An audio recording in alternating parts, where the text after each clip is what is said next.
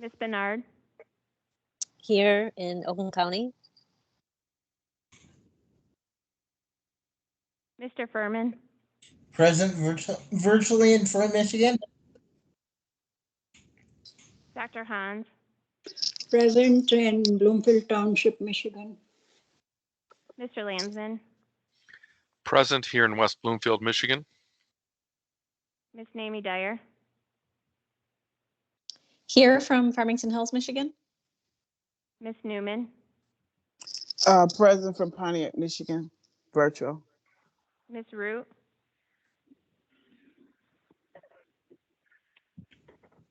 Mr. Torres, I just received a text from him saying he's trying to connect.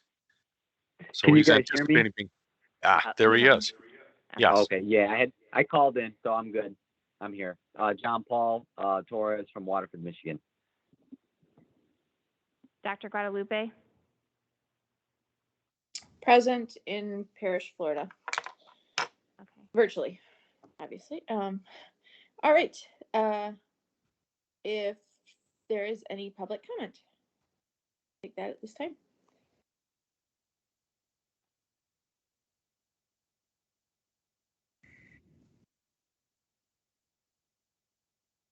Who's monitoring public comment tonight? There's no public comment at the time, but we do have a second opportunity for public comment at the end of the meeting. Okay, thank you. And before we get started, I just wanted to mention that there are going to be 2 adjustments to the agenda this evening. So Patrick Franklin is stepping in for Anya tonight to provide our financial review July 2021. So thank you, Patrick, for being here for Anya. And then in other business, we have added a contract that I know was not in, it was a last minute add-on for an elevator repair that needs to take place. So we're going to be addressing that in other business. So we'll have time to discuss it then, but no one did get the materials ahead of time because it was a last minute add-on, but it is for MEI Total Elevator Solutions contract. Patrick will discuss that in other business. And again, it was for a repair that needed to take place for the elevator at the Troy office. So just wanted to put that out there before we get started. Sheila was able to upload that. So when you do open your agenda in Boardable, it is reflective of that now, but it was not earlier this afternoon. So with that being said, we will move into our business ops section of our meeting tonight. And we will start with, we've got Dana Lazenby, Kimberly Flowers, and Diana Bunshu talking about our fiscal year 2020 annual plan needs assessment presentation and budget. Good evening, everybody. I hope you can hear me. This is Dana Lazenby. I'm the CEO of Ochsn. And tonight we're going to present to you our 2022 annual plan and budget. So just a quick overview of the agenda and before you. We're going to talk about our needs assessment results, our strategic priorities, advocacy, education, and empowerment. And we would originally send it off to Anya for the Chief Financial Officer portion of it, but she did review the budget planning goals and objectives last week during our board study session, or the week before last, I should say. And then we'll hand it off to Kimberly Flowers, our Chief Clinical Officer, and Diana for our CIO updates. And I'm not going to butcher her last name, so I'll take it from here. So, of course, every year we review our strategic priorities, and we put people first, and we're person-focused. So I hope by now I'm a broken record about some of our priorities, but you'll see them aligning with what we're going to present to you this evening. So, of course, in Oakland County, every year, Oakland Community Health Network, I should say, every year completes a 2021 needs assessment, and the results are as follows. So we have identified 6 categories, which we include as areas of concern, and we received 201 comments in total based on the survey that was sent out. While consumers are all important and the outcomes are all interrelated, some feedback appear more frequently than others. These sections are identified in specific areas where OCHN is planning to prioritize. So if you look to the right of the slide, you'll see satisfactory comments. The majority of feedback, 28% received from the surveys, were satisfied or presented positive comments and no additional concerns. Access to services and support and resources, 26% of the comments voiced concern about barriers to receiving services or resources from the organization. So I want to go back and clarify satisfactory comment to say that 28% of the responses had a comment about satisfactory services. Then to the third one, crisis services, 18% of comments were crisis related. However, this was a prompted question on the survey, which may have yielded more feedback. But we definitely want to hear about that. The fourth area of concern is quality of service delivery. Another area of high concern, 12%, included worries about external factors affecting people's quality of care. The fifth factor or area of concern, awareness and communication. 9% of the respondents' comments requested more information be dispersed to the community or staff and ease of exchanging information. The final and sixth area of concern was diversity, equity, inclusion efforts. 6% of the comments reported issues surrounding diversity. So the next slide, please. The next slide demonstrates who responded to the surveys, and the option that best describes me was the prompt. And as you can see, the breakdown. Persons receiving services, 94 people. An advocate, 24 people. A family member of support, a person supported, 125. A board member, 5. Direct support service professional, 157. A community member, 44. Partner organization, 27. OCHN employee, 56. Other, 26. Are there any questions in that section? I'll pause between some of the slides just to make sure. Sure. Dr. Todd? How many employees do we have there? 200. So 56 out of 200? Yes. 5 board members out of 12. Yeah. Not good, but we'll do something to hopefully improve that in the coming year. How important are the following services to you? So if you look at the overall responses, you'll see that most people reported very important, and those include assistive technology, crisis intervention, healthcare integration, mental health awareness, stigma and treatment, services for adults, substance use prevention and treatment, supportive caregivers, trauma-informed services, and transportation.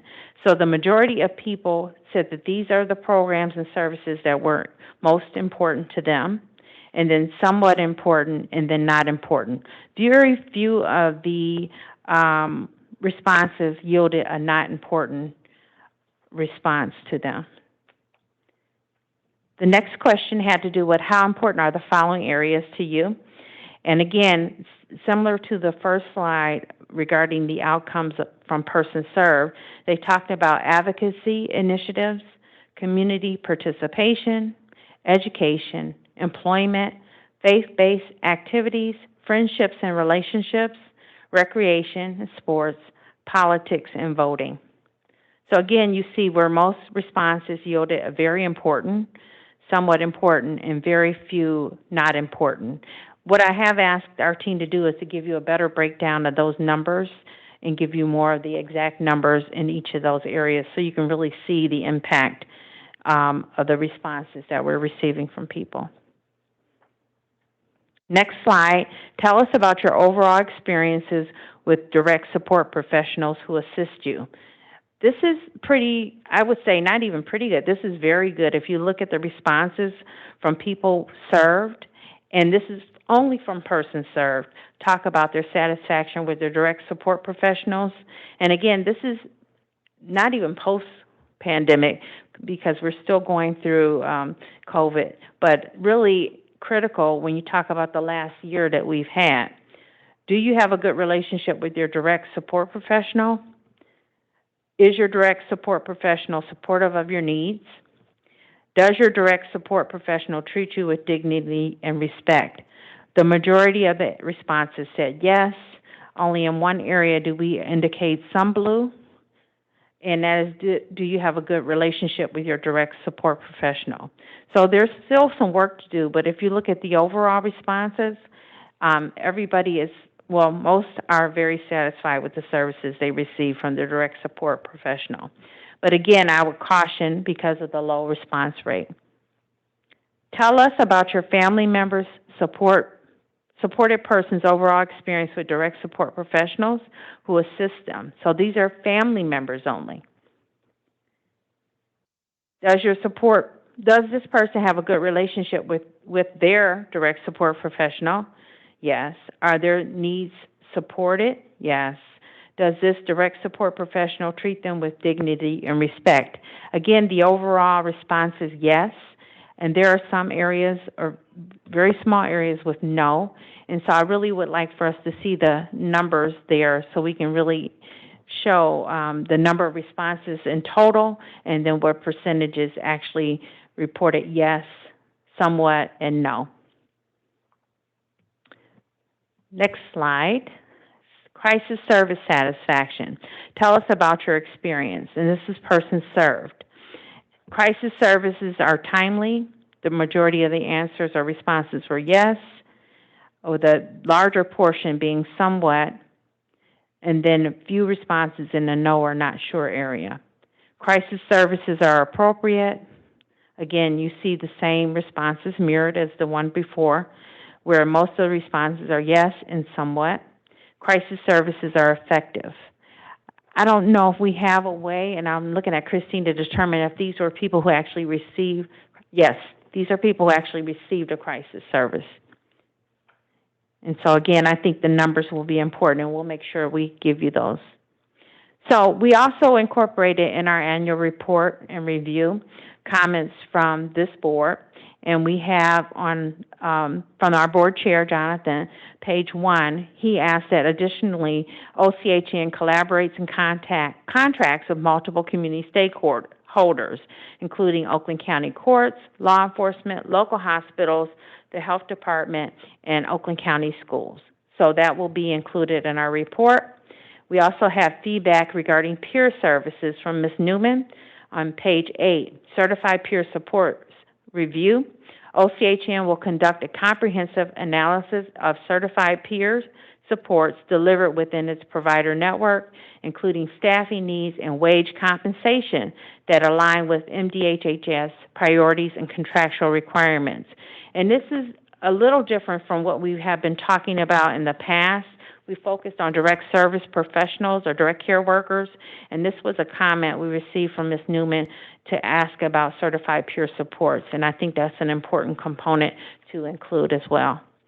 The final comment came from Christina Root regarding Medicaid internal service funds on page 9. Balances and data for this information is provided in graphics included in the 2022 annual plan and budget. And I think that's a typo, internal service funds. Is that ISF stands for something else? We have to get that clarified as well. So any other questions on that portion? No?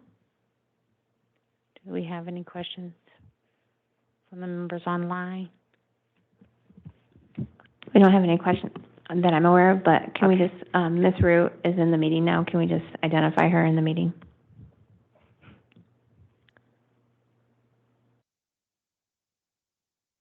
Is she present, Christina? Sheila, in person?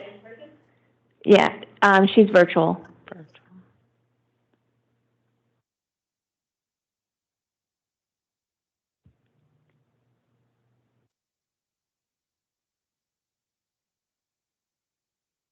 Ms. Root?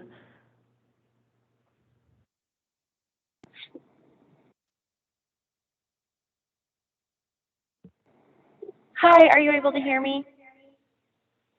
Yes, we are. Okay, perfect. Yes, I'm here, Oakland County. Thank you. And I do have one small thing to point out. I sent in a couple like grammatical things as well, and I did notice. I don't know what page it is at the moment, but one of the partner agencies, Centro Multicultural La Familia, the name was changed, but it still is incorrect. So it's spelled CENTRAL right now, but it's CENTRO. Thank you, Ms. Root. We'll take a note of it and make sure we correct that. Thank you. Thank you. Okay, we can move to the next slide. So I wanted to do an overview of high-level OCHN strategies and priorities. And by now, I hope I'm a broken record when I talk about these things in terms of enhancing and expanding our access services to non-emergent and urgent care, and then also improving crisis service delivery. So that's the strategy that I continue to repeat and talk about, and we actively are working to improve that part of our service delivery. Integrated behavioral care, healthcare in the form of behavioral health homes, certified community behavioral health clinics, complex care coordination is for those individuals really who are not assigned or unassigned to a Medicaid health plan. They have Medicaid, and traditionally they're called straight Medicaid, but they are not assigned to a health plan, and so we want to make sure that we have a complex care coordination program for those individuals that are receiving care through our system. Improved system of care for children and families. We've heard a lot about children being stuck in the ED or really having challenges accessing in-home care. So that's a priority that we're actively working on. Provider relations and value-based outcomes. I have to say I'm quite proud to be with the organization that really looks for outcomes and not just checking a box. And so with our providers, we are working very closely to make sure that the relationship is there, that is very collaborative, and we're working together, but also setting clear expectations about what we want to see in terms of outcomes for people served. And then workforce development, which we've talked about quite a bit, direct service professionals in the wage increase programs and even the school programs that we're looking at in terms of academic certifications and things of that nature, as well as looking at recruiting and retaining licensed clinicians. So those are the priorities, and you'll see the detail in our report, but you'll also see the detail in our monthly presentations to this board. So next slide, please. This slide is really critical of everything that we do. It talks about advocating, education, and empowerment.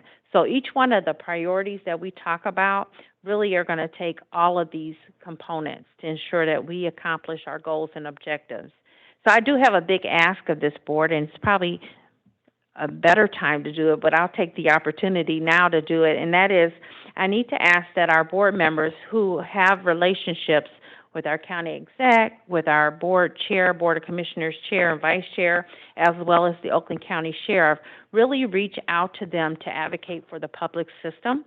There is a hearing that I sent you information about today, and it's going to be really critical that we ask our community leaders to reach out to the governor and the office to talk about protecting the public behavioral health system.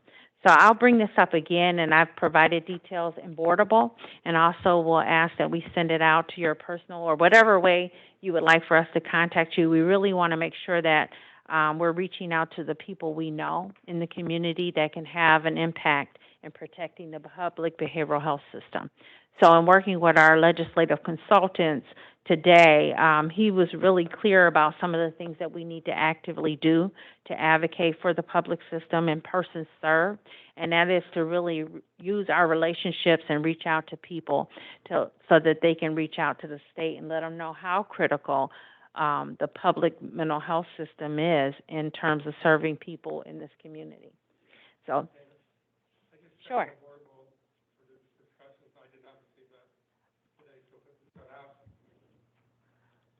She emailed it. I emailed it, and I will make sure we put it in Boardable On your well. OCHN email?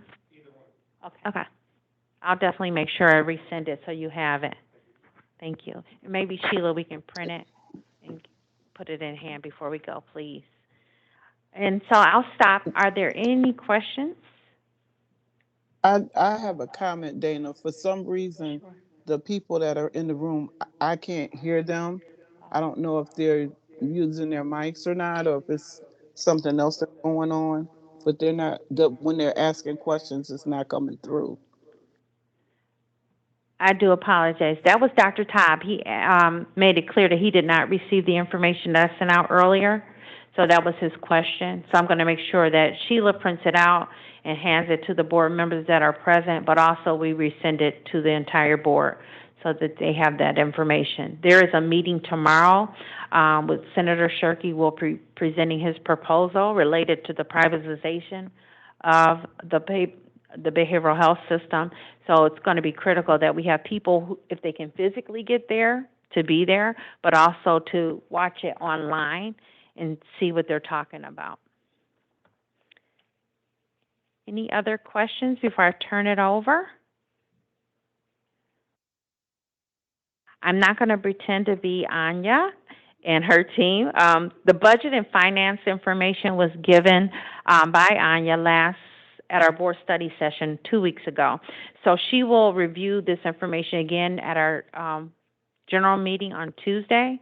But next Tuesday, it is in line with what we just talked about in terms of really looking at investing in direct care professionals, clinical staff wages, the crisis and access piece is included, as well as some other things. And the Medicaid Internal Services Fund is what I believe Ms. Root was referring to when her comments we reviewed on the previous page. So I couldn't remember the ISF, but it's right there. So we can go through this part unless there are some questions regarding that budget and finance piece in the annual plan. No? Okay. Well, I'll pass it to Ms. Kimberly Flowers, who's going to talk about health care and wellness.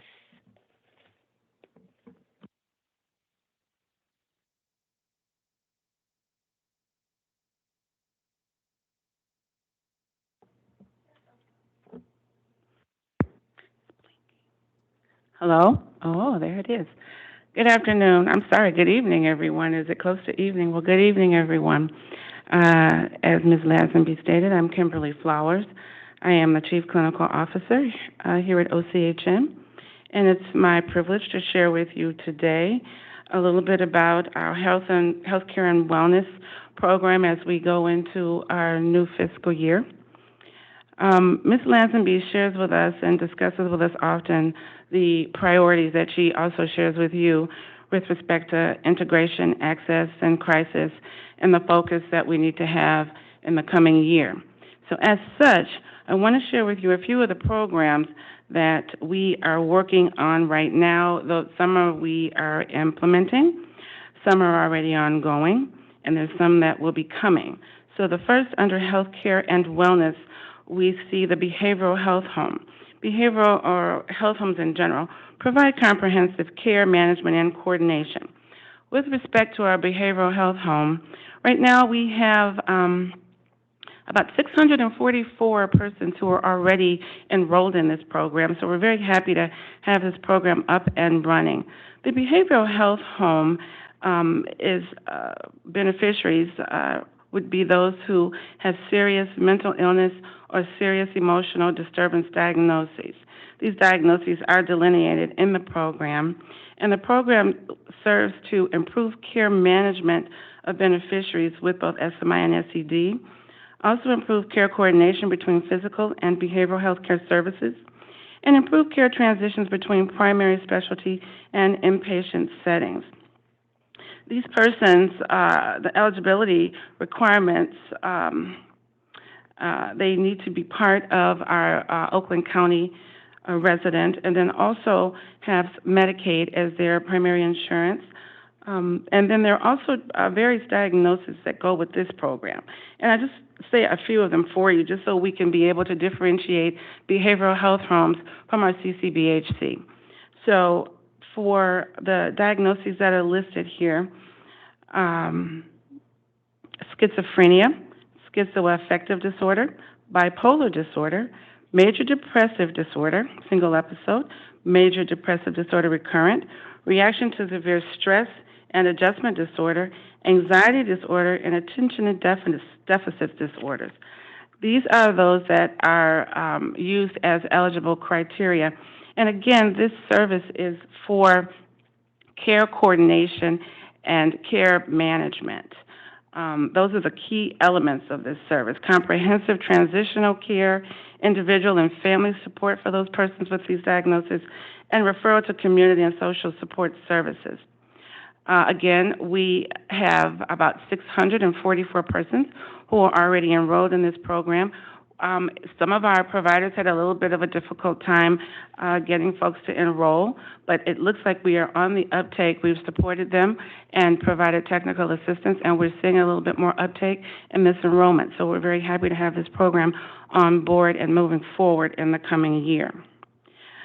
Next, I will speak about the Certified Community Behavioral Health Program, Certified Community Behavioral Health Care Clinics demonstration project, improving health by improving treatment access. And that is what one of the key components of this program has been designed to do, to provide a comprehensive range of mental health and substance use disorder services to vulnerable individuals. So different from the Ccbhc, the behavioral health home, these persons are a person with a mental health or substance use disorder as prescribed or diagnosed in the ICD-10 diagnosis codes. These persons, let's see what I want to tell you. The purpose of this program is to expand the service array for persons who've been diagnosed with these services, and also expand access to the services, improve care coordination and integrated care, expand person-centered treatment, and expand data collection and quality reporting. Now, this program we are right now in the throes of implementing. And sometimes it gets a little murky with the understanding of what you do where, but we are involved in implementing this program, working with the state to understand requirements, the monitoring that's going to be necessary, and also how the reimbursement strategies are going to happen. So we're very happy to be getting involved with this, and forthcoming you'll be getting more information as the year wears on about where we are. Our opioid health homes are still, we are in our future, I'll say that. They're in our future. We've not begun moving toward this endeavor. However, we know that this is something that we are going to be looking at in the coming year. To move on to emergency department and EDs and hospital visits, we'd like to address barriers to inpatient hospital services and reduce extended stays in the ED, build better relationship between hospital and community health care providers. Now, what we've done here is we have right now, a hospital liaison. This is a new position for OCHN, and we're very happy to have her in the way of Dana Fuller. Additionally, we are seeking a director of access and crisis. Hospital EDs have, and so have we, taken a look at what the barriers and some of the barriers might be to getting people into the place where they can receive care as expeditiously as possible. This has been an ongoing battle with lack of beds, particularly for our children, and even sometimes for adults when it's difficult to find placement in the inpatient settings. So what we're hoping to do with this liaison position is to develop better partnerships with the community hospitals so that we can understand on their end. We're working with our own vendor, Common Ground, also to understand the barriers on that end, and then get involved at this level so that people understand that this is very important for us. We don't want people waiting in the EDs. We have put some resources to this. We do identify and speak to the liaisons and the social workers in the ED, and we're hoping that this will continue. We're also going to be developing a work group, a little bit of a monthly group. It's called, I would call it a hospital liaison meeting, where our liaison, as well as our doctor if necessary, but also our crisis providers will also be invited to that meeting, and our hospital providers, so that we can have ongoing conversations and develop plans and strategies to decrease that wait in the ED and to work together and collaboratively to get people to where they need to be to receive services. Next slide, I believe it would be there. Supports and services. Supports and services. Children, youth, and families. Establish a children's crisis unit. We are right now in the throes of establishing that unit. We have completed an RFP. We have sent it out for our children's crisis providers who have decided that they want to participate in the RFP process. We will be getting those back this week, reviewing and making some determinations and evaluating and moving toward getting and securing that vendor for our crisis service, our crisis unit, our children's crisis unit. Additionally, we have also located a site, which is the Resource Center on the same premises as Common Ground as well. But we have begun, actually not begun, we're almost completed, looking at the layout and what that might look like, the build out, and we're creating that with our, I don't know what you call those folks that help us to lay things out and take a look at what the facility looks like. Our architects, so our architects we're working with, thank you there. And once we get that layout complete, then we're going to put that out for bid as well. So very soon you'll be hearing more about this process and where we are in the coming report times. Diversity, equity, and inclusion. Increase access to services with behavioral health, urgent care, and additional hours and locations for access. We have also been discussing behavioral health clinics and how that might support access to behavioral health services all around the community. And so that is an ongoing discussion. We've talked a little bit with our current providers about the services that they provide after hours, but that will be a discussion that will continue in the coming year. Our justice initiatives. Improve the well-being and recovery of individuals at risk of incarceration. Currently, and it will be ongoing, we are engaged with our community partners in law enforcement, corrections, courts, probation and parole, and the juvenile justice system to divert people with behavioral health treatment needs into appropriate service areas and treatment. So we have various programs and various liaisons about the community and in those individual areas to serve as liaisons, if you will, to services once they are identified or once a need is identified. That will be ongoing. And again, as we move forward in our year, you will hear more about these programs as the agendas allow. Supports and services. Social determinants of health. Address factors that influence the health of individuals. I'm going to read all of these. Well, let's talk about social determinants of health first. Social determinants of health are very important in care coordination because you need to look at the whole person and their circumstance as they present and as they come forward with individual needs.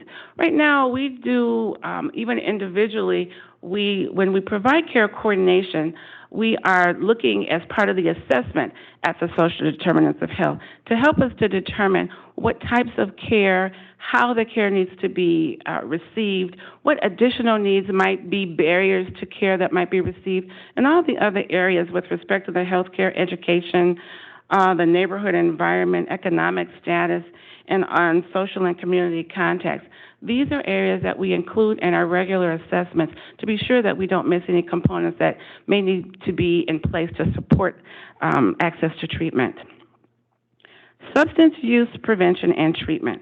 Partner with providers and community stakeholders to lead prevention initiatives, connect individuals to treatment, and promote healthy recovery lifestyles. Much like our our justice system and liaisons, we have many varying initiatives and programs, some grant-funded, many grants that assist in this substance use prevention and treatment endeavor. Again, you will see more of that in the coming, actually, maybe even today, I think I saw Christina on the agenda today. So you may see more today, but if not, in the coming year, there will be more specific information regarding the types of treatments and services that we have are available through OCHN and in the community. Finally, suicide prevention.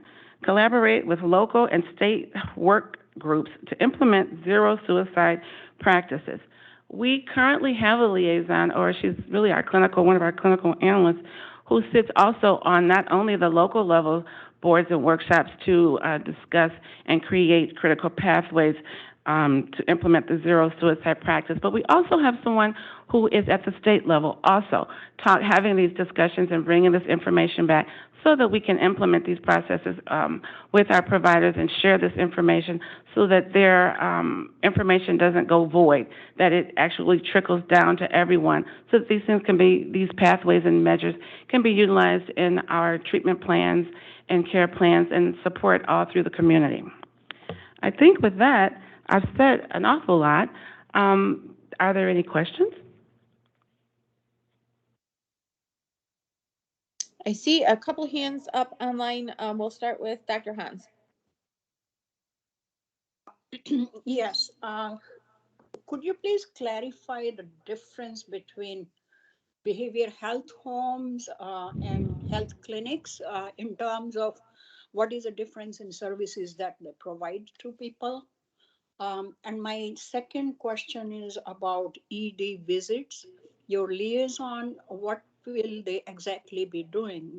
The current situation that I observe many times, person goes to the ED, they are given the acute treatment to, stabilize them, and then they have a need for a bed, and the beds are not available. We all know that there is shortage of mental health beds.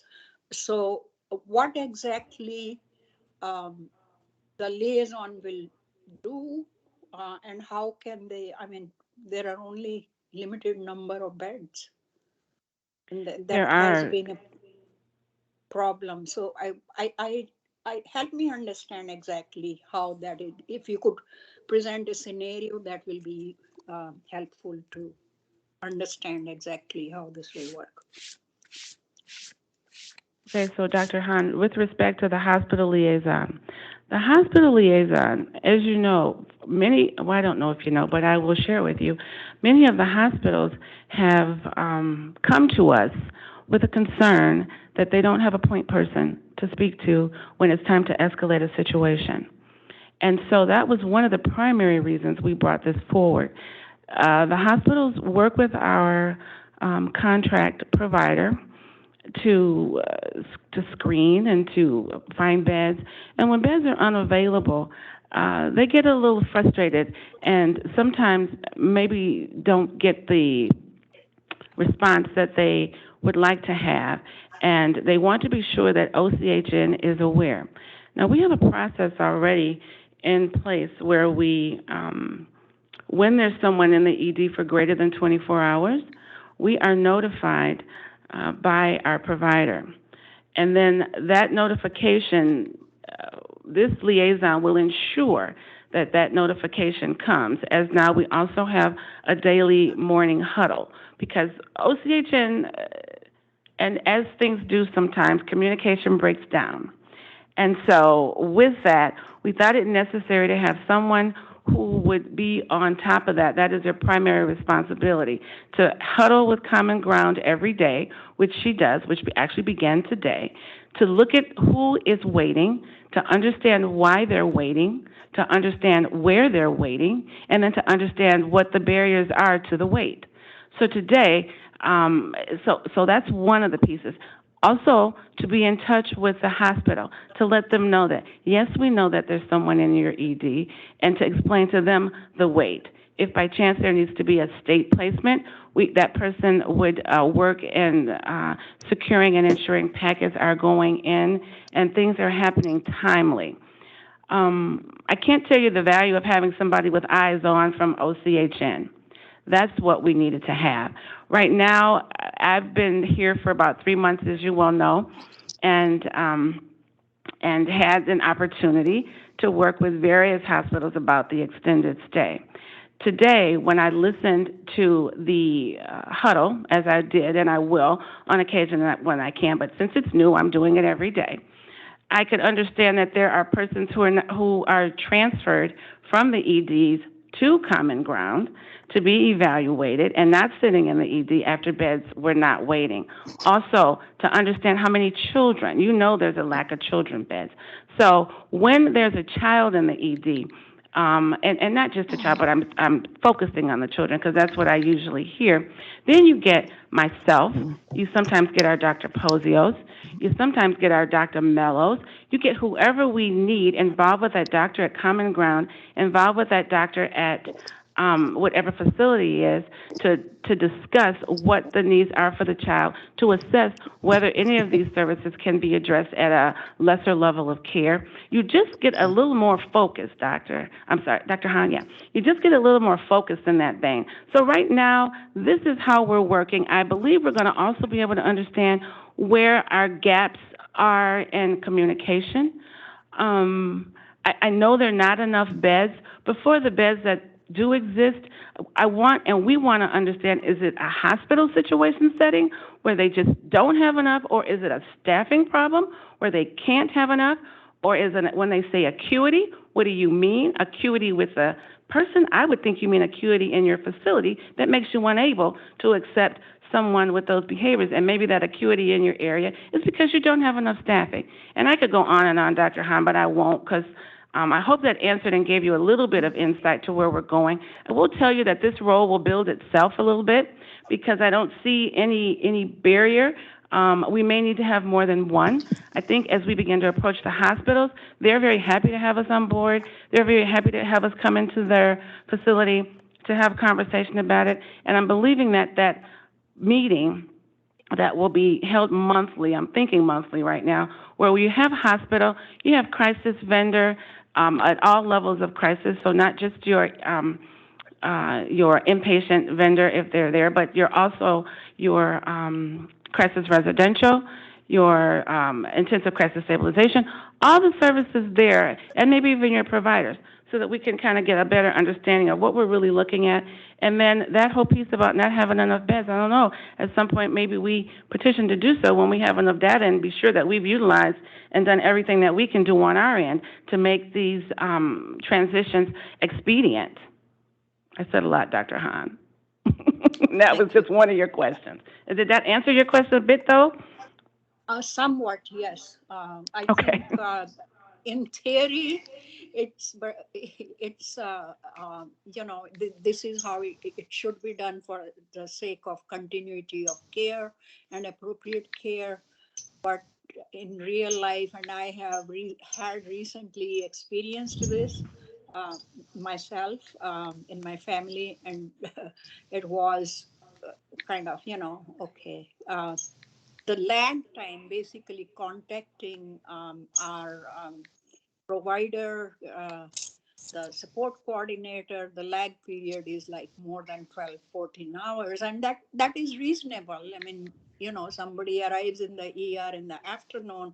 By the time they are evaluated, a psychiatrist sees them, and the contact is already midnight and sometimes the next day. So yeah, in practical terms, there are issues, and I think this is not the format to discuss that.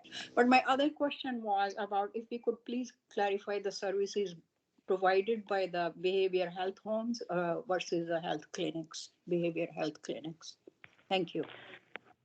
So your other question, and I have more on one than I do the other, and I would hate to speak to you and give you not appropriate. Now, I have at my disposal right now an array of services for our Ccbhc, crisis mental health services, including 24-hour mobile crisis teams, emergency crisis intervention services, and crisis stabilization, screening, assessment, diagnosis, including risk assessment, patient-centered treatment planning and or similar process, including risk assessment and crisis planning, outpatient mental health and substance use services, outpatient clinic, primary care screening and monitoring of key health indicators and health risk, targeted case management, psychiatric rehab services, peer services, peer support and counselor services, and family supports, intensive community-based mental health care for members of the armed forces and veterans, particularly those members and veterans located in rural areas.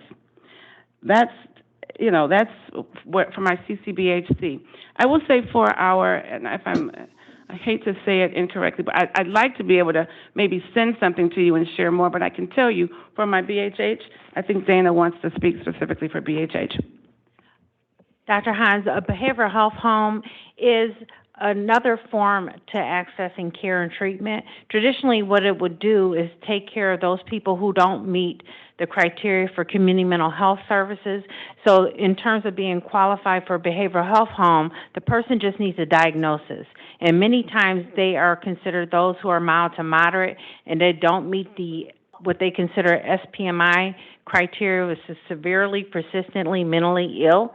And so that is the responsibility of the community mental health system, which we are. This is an additional program to really address those individuals who are really mild to moderate, and they only have to present with a diagnosis, initial diagnosis of depression or one of the other diagnoses that Kim discussed, and they don't have to meet the acuity and all the other criteria it requires to be a part of or be enrolled in the community mental health system. So that's the huge difference, is that it opens the door access for people who would typically be referred outside of the CMH system because they're uninsured and they don't meet that diagnostic criteria. So I hope that helps clarify it. And then with the CCBHC, it's more the integrated care where you have the physical health and the behavioral health together in one location. So the CCBHC, in order to be certified to be one of those providers, have to be able to demonstrate that they can provide all the services in one location, and then also have the other things that are very similar to what we do as the CMH clinic. And it's another funding source.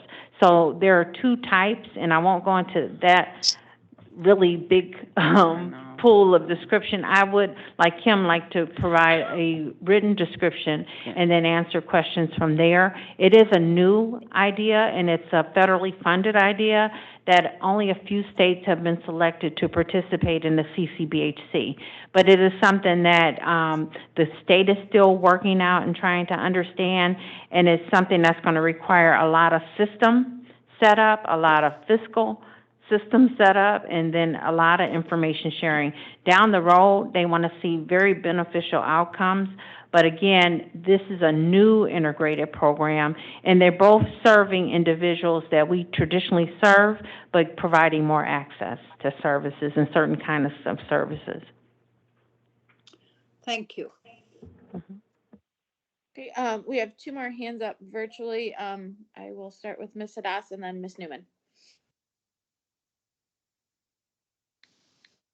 I'm in a very loud place. I have to move for a second. 1 second, please. And I think I said Miss Bernard, sorry. It's okay. John Paul did that to me today too. Okay, so first I want to thank you so much for this presentation.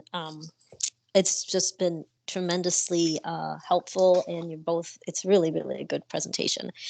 So my questions are more specific to the health homes. And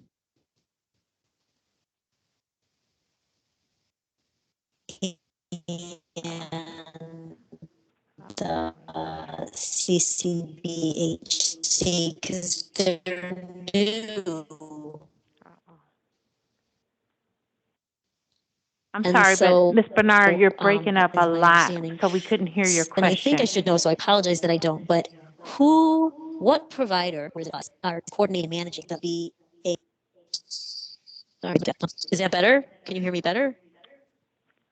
Let me try to answer, and you can ask me again if I don't hit it. I think you wanted to know who are the providers for the behavioral health home and who are the providers for the CCBHC? Yes. So for the CCBHC, we have Easter Seals and we have CNS Healthcare, our CCBHCs, as assigned by an application they provided and were approved for by the state and by the federal government, actually. And then for the behavioral health homes, our core provider agencies are all behavioral health homes.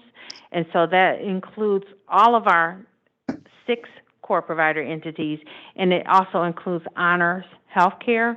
And originally, we weren't sure if Honor would be able to participate, but they actually have picked up quite a deal of individuals who qualify for the behavioral health homes once we made the criteria very clear.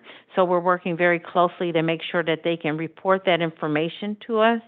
So there are, actually, I'm proud to say that Oakland County, our core provider agencies, have contributed the highest number of enrollees to the behavioral health homes in the entire state. So with the work of our core provider entities and agencies, we actually have enrolled over 600 people, and there's only 1,000 for the entire state. So that's something to really be proud of, because we were one of the pilot areas chosen to participate.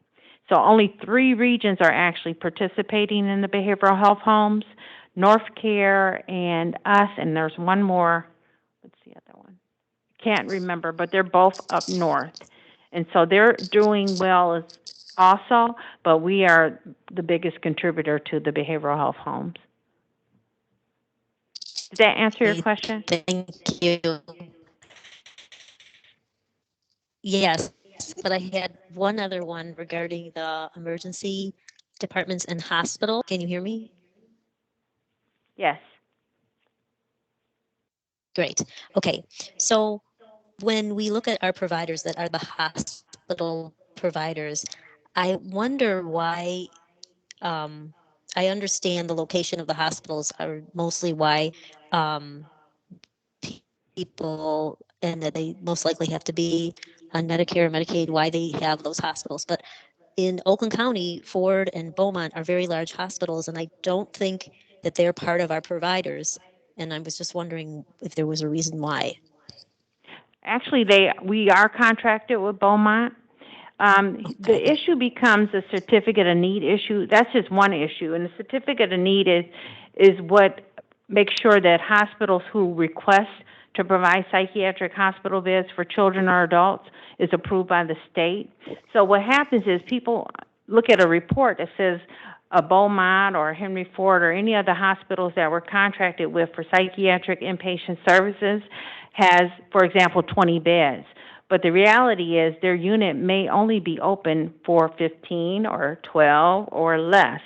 And they may close their unit because they're not able to staff it, or for whatever reason, they're not actually using all the documented beds that their certificate of need says they have available. So there are a variety of different reasons, too, that they also deny admission, and Kim spoke to some of those. So it's a multifaceted problem, and so families are waiting because of a number of different reasons. And so the hospital liaison really is, and one thing we know for sure is to develop a relationship with our contracted hospitals. So you can have your crisis vendor, but if there's no relationship there or somebody to call upon when there's a problem or issue or a barrier for ED boarding, then the person waits. And in the past, what has happened is we found out after the fact. So we found out after a child has been waiting a week or even longer in some cases. And so that was a problem for us in terms of the state was contacting us before we even knew. And so once we realized what a problem this was over the last year, we've been looking at ways to address it. And so several things have happened. We are working with the hospitals that we're contracted with. We're working with our crisis vendor, Common Ground, to make sure that they report anybody who's been waiting extended period of time daily. Before that was not happening. And the hospital liaison's role is really to make sure that no one is stuck. So in terms of setting goals for disposition, when a decision is made, is 3 hours. And that's not set by us, that's set by the state.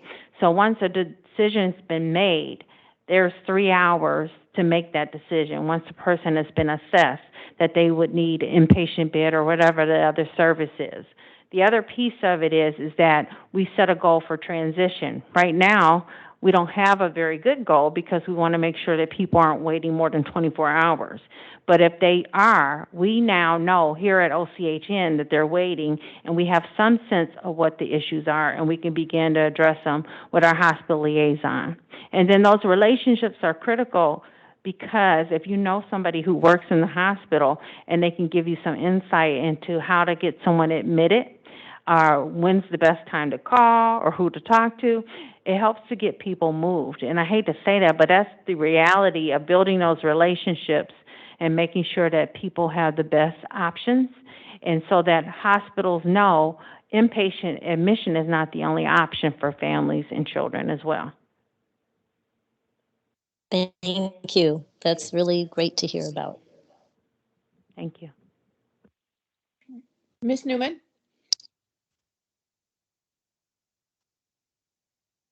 Thank you. I had a couple questions, well, three in particular.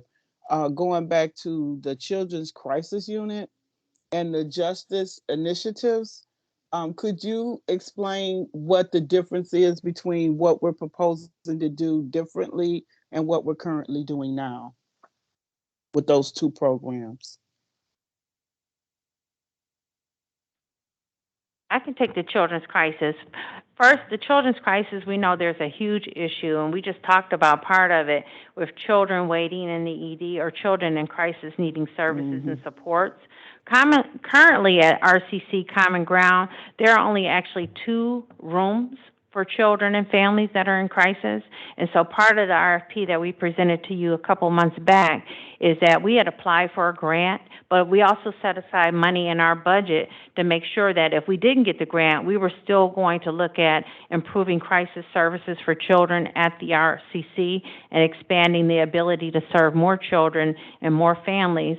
And what it also does is allow us to have children and families come to us as opposed to going to a hospital ED, where we can really start services then and there as opposed to waiting for them to be transferred to another location.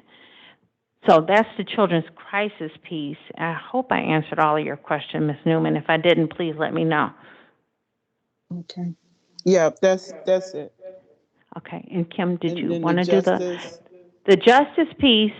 I could talk about 2 of the proposals. It's really comprehensive and the way we're doing things. We have the CIT, which is Crisis Intervention Training, and we're expanding that. Working with law enforcement in that 40-hour training that we provide for law enforcement community. We also have the co-responder proposal that we already have 1 co-responder that's hired and working with 3 local law enforcement communities. And then the other piece of that is making sure that we have the funds to expand on those programs. And we also provide services in jail when people are actually going in and coming out of jail, making sure that we have diversion programs, but also before they leave the jail that they're engaged or getting some set up so that they can receive services when they leave out of the jail. It's more to it than that, more detail, but that's the overarching description of those justice initiatives, and wanting really to expand those and really be the centralized hub for like CIT and the co-responder program, so that the local community has a acknowledged partner in the community to reach out to us when they want to have these programs expanded, the training and those kind of things provided. Okay. I appreciate that. I can tell the difference now that you spelled it out. My last question is about the DEI initiatives with access, and I wasn't exactly sure what the tie-in was, the way that it was listed on the slide. I don't know if you can go back to, because I'm not sure what slide that was. The one support services, I think it's 24. Increase access to services with behavioral health urgent care. How does that fit in with DEI?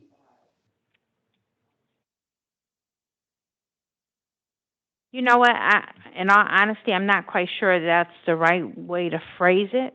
I do know that we want to look at access, and I do know that we want to make sure that we are ensuring that people, there's no wrong door, And we also know that urgent care is critical. And so we've talked a lot about integrated urgent care and really making that a real model of care for our community. But the diversity, equity, inclusion, I'm not sure if that was just added there or if there's really something to refer that to, honestly. So I would have to get back with Okay. you and make sure that we're Okay. clear on that item. Well, thank you, because it didn't make sense to me. So I'm Yeah. glad Yeah. I'm not the only one. Thank you for pointing that out. I'll make sure it's clear as we go forward. Okay. Thank you.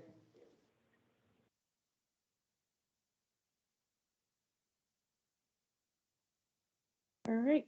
Are there any other questions for Dana or Kimberly at this time? I can't see the room, so I'm not certain if anyone has their hand up that's in person. The room is clear. Okay. Well, thank you, Dana and Kimberly. That was very, very helpful and thorough. So we appreciate it. And I see we're moving on now to Diana. Hi, good afternoon, everyone.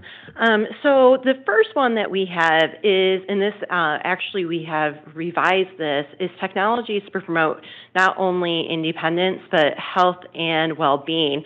What we've been talking about for the past couple of years and want to continue to pursue is those technologies that will allow people to stay in their home.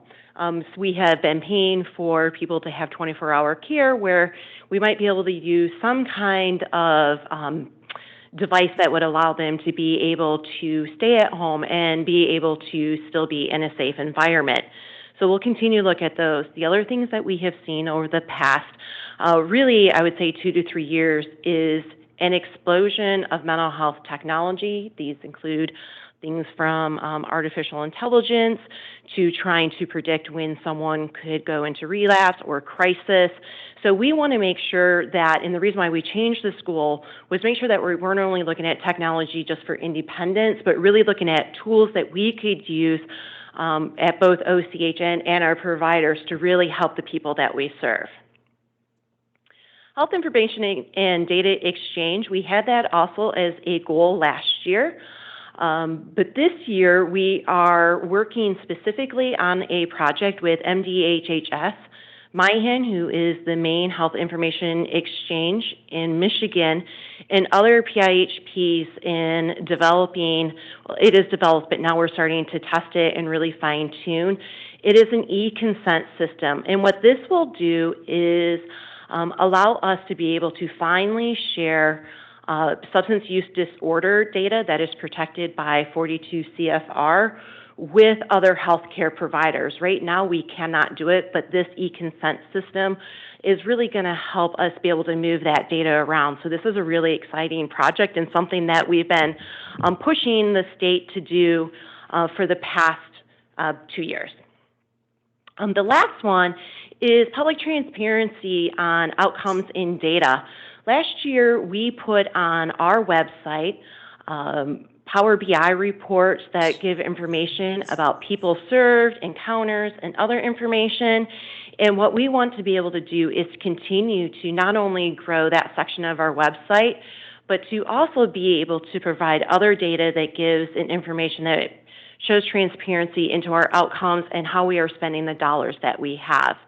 Additionally in this, which is really exciting, is our website is going to get, well, not a facelift, we're getting a brand new website within the next year. So that is something that we will be focusing on internally as well as with stakeholders. And with that, I'm happy to answer any questions. Mr. Landsman. Hi, thank you. Thank you, Diana. I have a couple of questions. One's related to those electronic devices that we distributed as a recent initiative to stay connected. How many did we hand out? We handed out about 1,000. Okay. And did I hear that on our survey we didn't get that many respondees?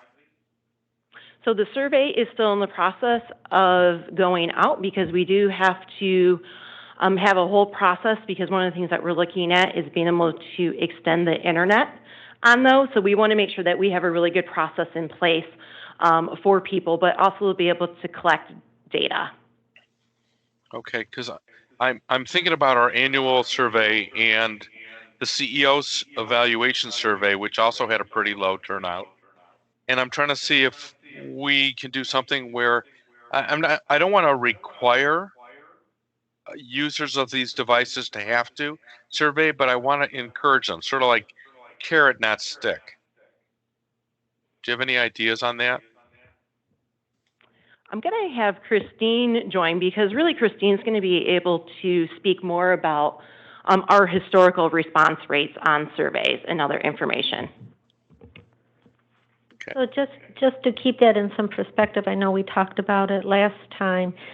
Anything that's over a 11-10% return is considered high. So we've actually increased in the last couple of years in terms of response. Some things that happened this spring, which were unique, is that we released a number of surveys simultaneously. So the survey for the needs assessment was released at the same time, or close to the same time, and needed to be. It was on our calendar as the CEO survey.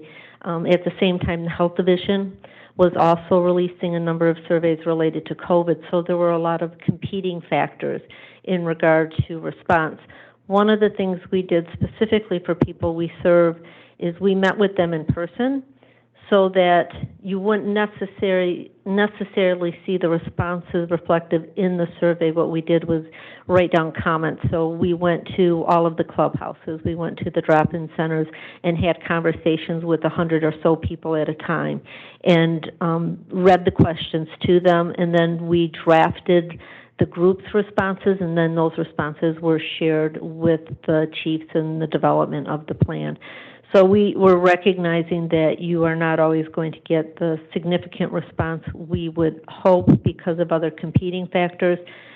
So we are doing alternative ideas, and that includes mailing hard copies and postcards to all of our service sites with return postage. But I think the real key factor for us is meeting with the people we serve where they're at and having those conversations, and then sharing the outcomes of those conversations with our leadership to develop the plan.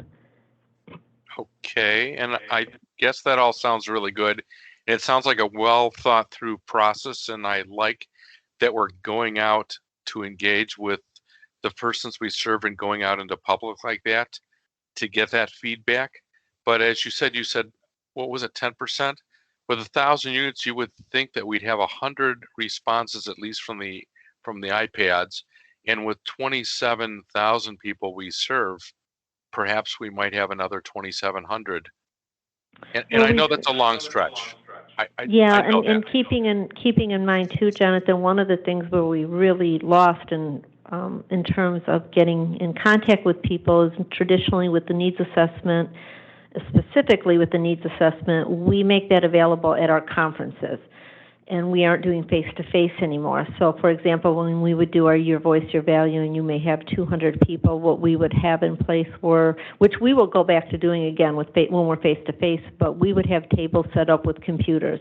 And when people would attend our conferences, we would have volunteers sitting there ready to help them complete those surveys. We also would keep hard copies in our lobbies for all of our providers.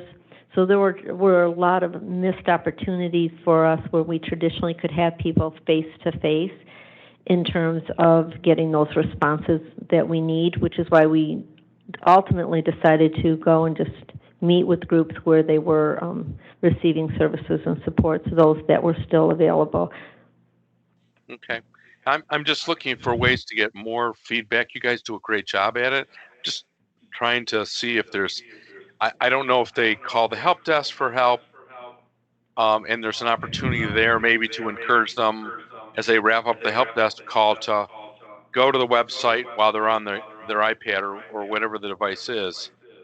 And no, I agree with you 100%, and I appreciate that because I know that's really important to this board, so we are closely monitoring those efforts, and we did add the survey. I know you wanted the one survey on. The other conversation we had, and I had this with customer services in regard to something that you had suggested, is really when we're looking at the needs assessment, to look at the input we receive at customer services throughout the year, because that in itself is a means of gathering data in terms of concerns. So that was something else we had talked about this year, is not just looking at those calls we get and responses we get to the survey, but really going back and looking at the data that was submitted to customer services. And I know you had mentioned that a few years ago, so we talked about that, and we also had those meetings with customer services and asked for data and input.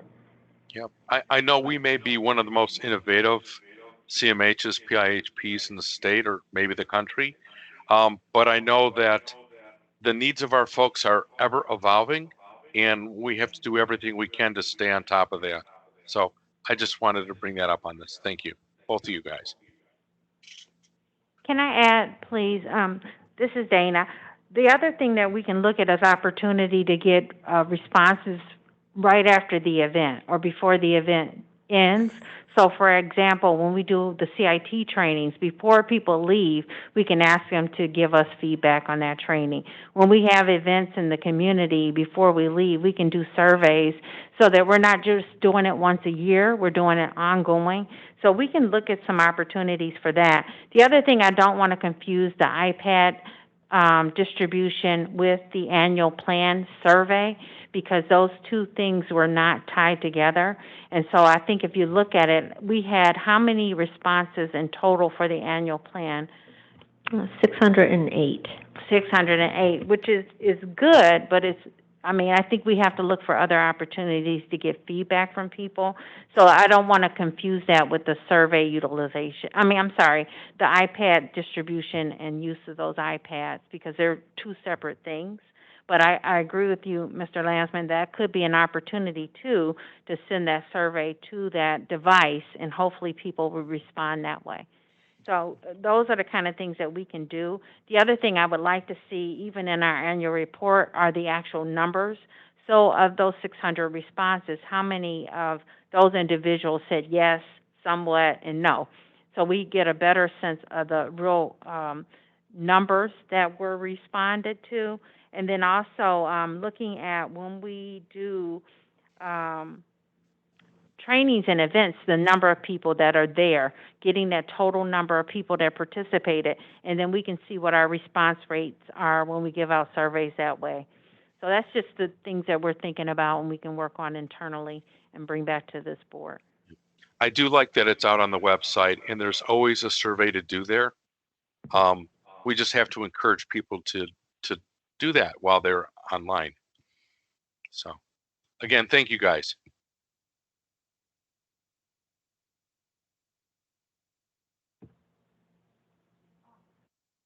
Any other questions? Dr. Guadalupe, Mr. Cohen has his hand up. Okay, Yeah. thank you. Mr. Cohen. With respect to technology and with respect to the delivery of services, so with respect to group homes, something I've noticed is the folks who work there have an awful lot of reports to do every day, and they seem to be doing them all manually. Now, I know that may be the choice of the provider, but it seems to be very inefficient. And I would just ask, what is being done to bring group homes, and there may be other services we provide, into the 21st century, that they can spend less time doing reports and more time spent with the consumers and the residents that they have. It just seems, I see these big books, and it just seems to be so inefficient, especially since most of it is repetitious. I mean, they're really only having to check off a few boxes, but they need to fill out this whole form. So my question is, what are we doing with the providers to encourage, help, assist in taking away this kind of paperwork burden so they can spend more time with the residents? Well, I think that is a multifaceted, really, question and answer. Sometimes what we have in the challenge is that it's not necessarily even a mandate from us or something, but you really have to look at what the bigger requirements are, right? So just saying, where where you've got a form, but they have to do the whole form. We may or may not have the power to be able to change what's in that and being completed. The second thing, and we actually have had some conversations recently with some group home providers, and what we see is some providers, just like in our other provider network, some are very advanced and some of them are very small. But what we found is we were actually trying to go in and solve something with technology, and sometimes, believe it or not, and as a CIO, I can't believe I'm saying this, paper really is the most efficient, and other times it's not. So what we are hoping to do and will continue to do is, number one, we are always willing to be a resource to our providers. If they ever want to ask any ideas or things like that. Before COVID, we had started a project where we did have a lot of the group homes that were in specialized residential facilities that were coming and meeting, and we were starting to talk about technology to promote independence, but that's going to naturally start flowing over into other areas of opportunity for technology. Right, and I recognize we don't control, many of the forms are not things that our organization requires, but they're required, for instance, administration of drugs, things of that nature, and maybe internally that they require.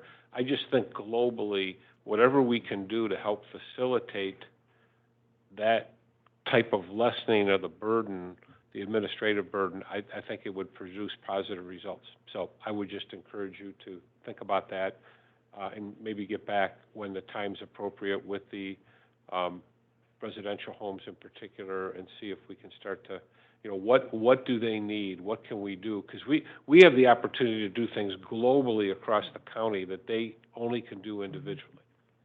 I was going to add, and I hate to say this, but in hindsight, I almost wish we would have gotten iPads and gave them to the residential providers for their staff to use, because there are things that we can do to help out with that. On the larger scale, there was some changing in the codes. So that required people to document every 15 minutes, where in the past they could document per day. So that was a huge haul for residential providers and the staff. So that's a big thing. But we can help in that. We can have standardized assessments. We can have standardized progress notes. So some of the things that they're capturing in that big binder, I know exactly what you're talking about. We can hopefully eliminate and put it in. If we have standardized forms, that means we can give them an iPad where they can document, as opposed to flipping open this huge book and having to write out everything. And so making it easier without taking the person-centered approach away from it. And so those are some things that we can talk about further, but we talked about this in terms of who really should have got the iPads, or how could we have used those, and maybe we should pursue funding or some proposals that we can get so that we can help our residential providers and the staff that they have, so they can better document what they need to document without taking away time from direct support and care of people. They're really there to care for the people in the home, not to write down every single move they make.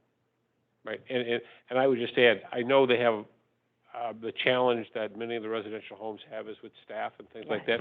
So even if they don't have an iPad, even if they have a unit in the home, then they don't have to worry about chain of custody and who gets it and who doesn't have one, and then they go missing. So invariably, however it works, I just want to put that out there as a little bit of a challenge that we could try to do in the coming year to help. So thank you. Here's one of our goals. Add to our plan.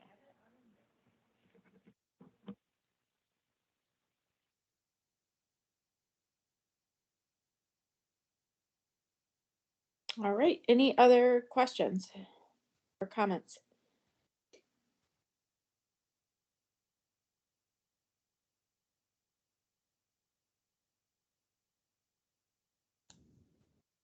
Okay, not seeing any.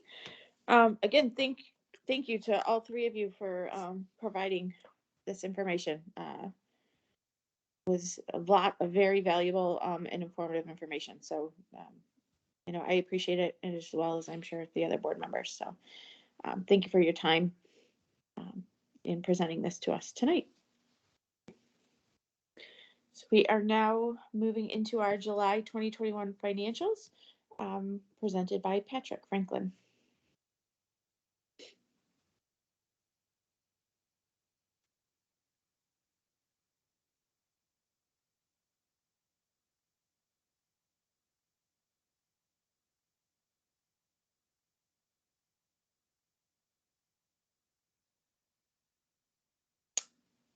Can you all hear me?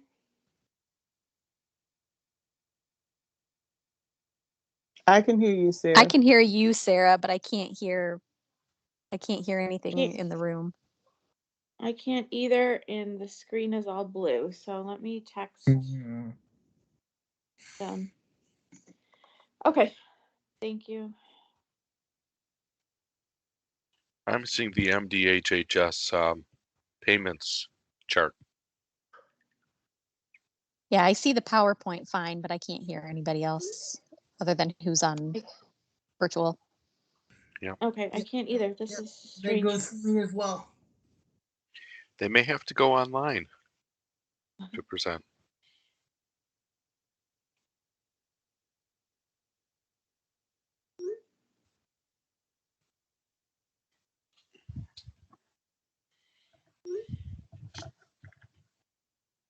All right, I'm just waiting for Sheila to get back to me.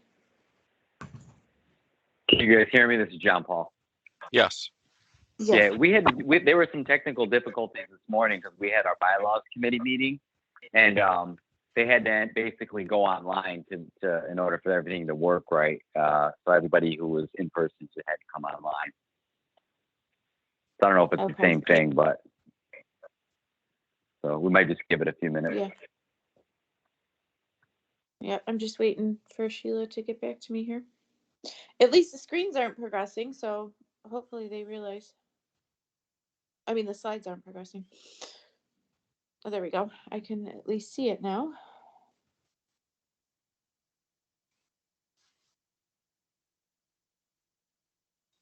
Not anymore.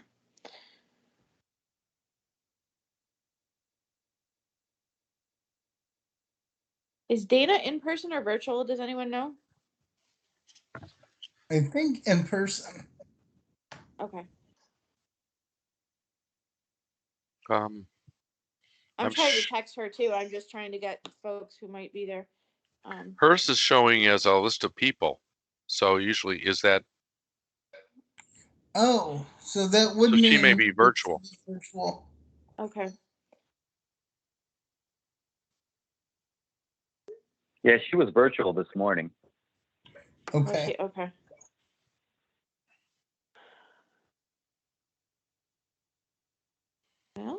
Well, let's see. Steve is on site, right? I don't know that Steve would check his phone though.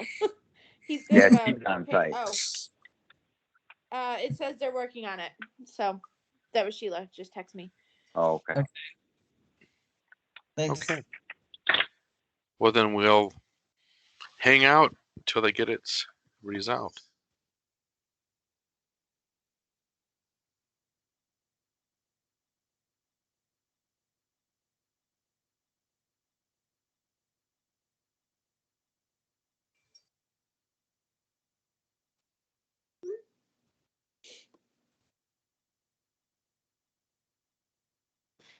Sarah, can you hear me?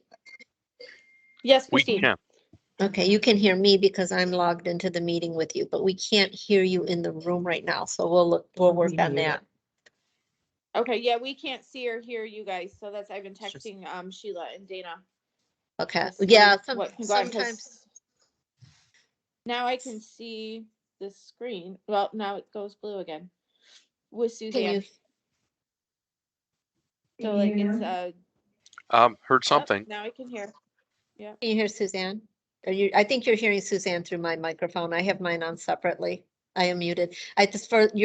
Everyone who has called in is disconnected right now. I think that's what's happening. You are all in the same meeting and you can hear each other, but we may need to recall into the meeting from the conference center. So we're gonna do that. So are you saying that the conference room has to reconnect to the Yes, conference? Okay. Yes, we'll do that. We'll reconnect from the conference room. We'll reconnect into the meeting, and then that should be good because you are all still in the meeting, but the conference room clearly is not. Yep. So Okay. that's what we're doing right now. Okay, thank you. Yeah, it's All weird right. because it flashes every once in a while. You can see like on Suzanne's screen, it flashes the room and then it goes blue. It like stays up for like a second or two and then goes blue. Okay, So so I that's don't what know they're what's doing going right on. now. Okay, thank you. All right. Yep.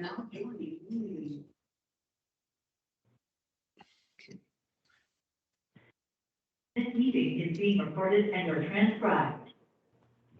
Can you hear us virtually now? Yes. Now we can. Great, I think we're all set. So we'll go back to slide. Patrick, did you finish and we didn't hear? I I'm wish. No. All We right. got, actually, Come I got on, you to do a start good over. job, Patrick. Yes. I'll start over from the slide So one. I do want to just mention that there's lots of echoing, so I just want to make sure everyone's mics are off and those that are attending virtually mute themselves and just have your mic on only when you're speaking, please. Thank you. And we'll let you take it away, Patrick. Thanks. Okay. So as we mentioned before, the revenue shows the monthly trends of revenue received, and the bar graph shows the fiscal year 21 revenue, and the bar chart, actually the line chart, shows the fiscal year 20 data.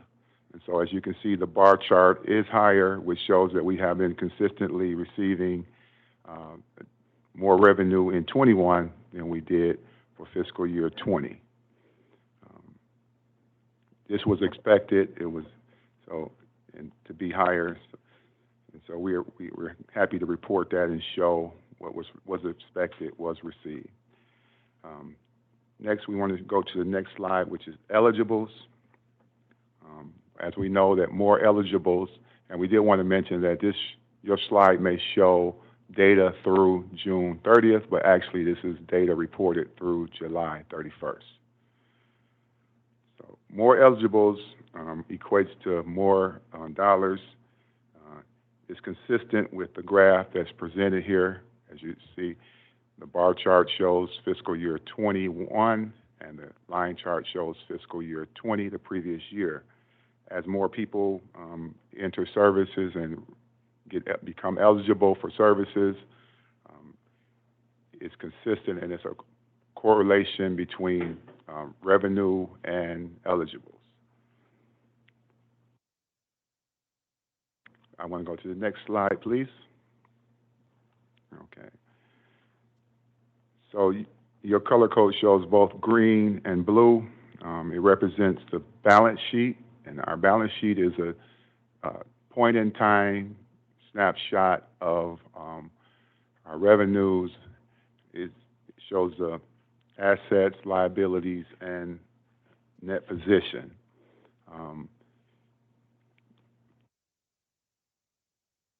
As you can see, the cash is trending higher than last year. Receivables are down, which we expected to happen with additional cash. So when we receive additional, our receivables are down because that means that more people owe us money when our receivables are down. So balance sheet represents the end of that period. So all of this data is represented through July 31st. Other assets represents prepaid, so that's things that we pay in advance, and prepaids are down at 9/30. It's consistent with the year end. And usually during this time of year, you can't really overreact to the balance sheet because it fluctuates, and sometimes the payments, the timings are, they don't always hit, but usually at the year end is when these numbers will probably be more consistent at year end. Capital assets, that represents depreciation. So we expected that to be down. The blue column represents the depreciation for the fiscal year 21. If we look at liabilities, we paid a lot of payables down, which right now there's a difference of 19 million between what we paid year to date versus what our year end for 2020 amount was. So if you look at our liabilities, you'll see there's a $22 million difference in vendor payments. And so that's basically telling us that our vendors' liability is 19 million. That's generally what our vendor payments are monthly. So that liability pretty much stayed the same. But your year-end 20 total was 42 million. That's at the year-end when all of our when we accrue all of our expenses and we include them into the year-end total. So you'll see that number start to balance out as we get closer to year-end. But the 19 million is the vendor payment liability that we accrue every month. That's our general payouts for our providers and vendors. If you notice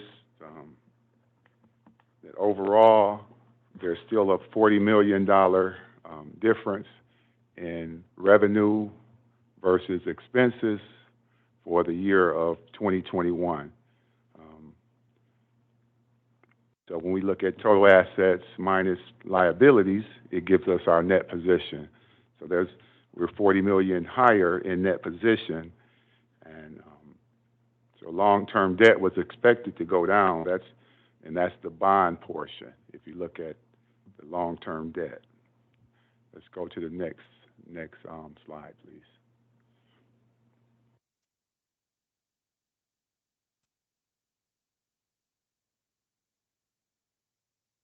Okay, so we already, as we mentioned, in revenue, we're 40 million over in Medicaid.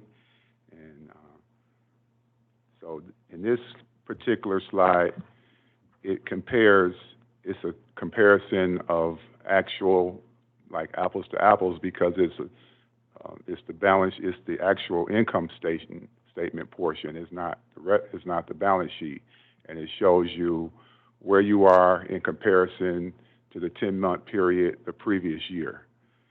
And so the 10-month period for 21 versus the 10-month period for 20 shows we received additional $40 million as compared to the previous year.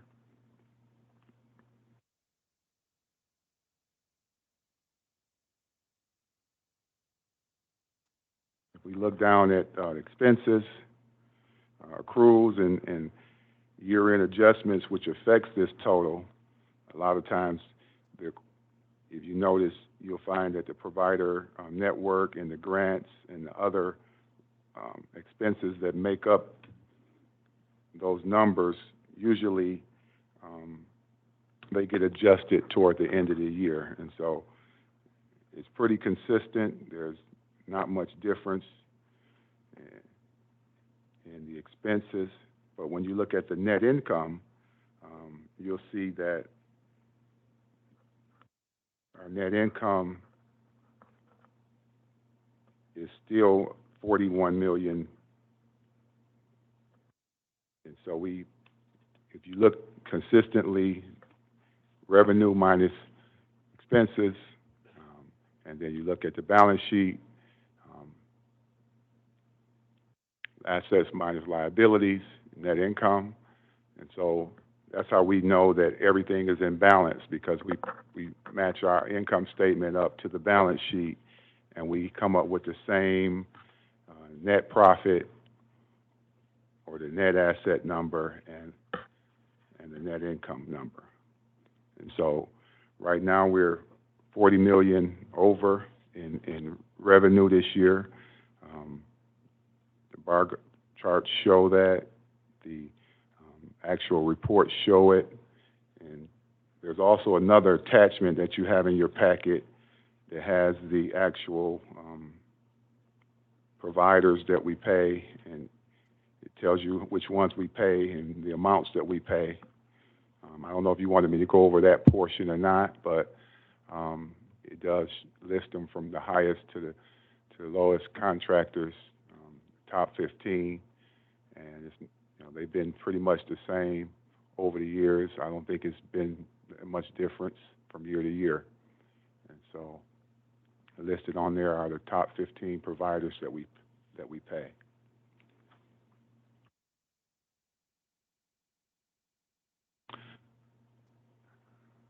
Hope I did a pretty good job. I was a little nervous tonight. I don't know what's wrong, but it's virtual audience. You did. I guess. I was going to say you did great. We appreciate it. Thank you. Okay. Any questions?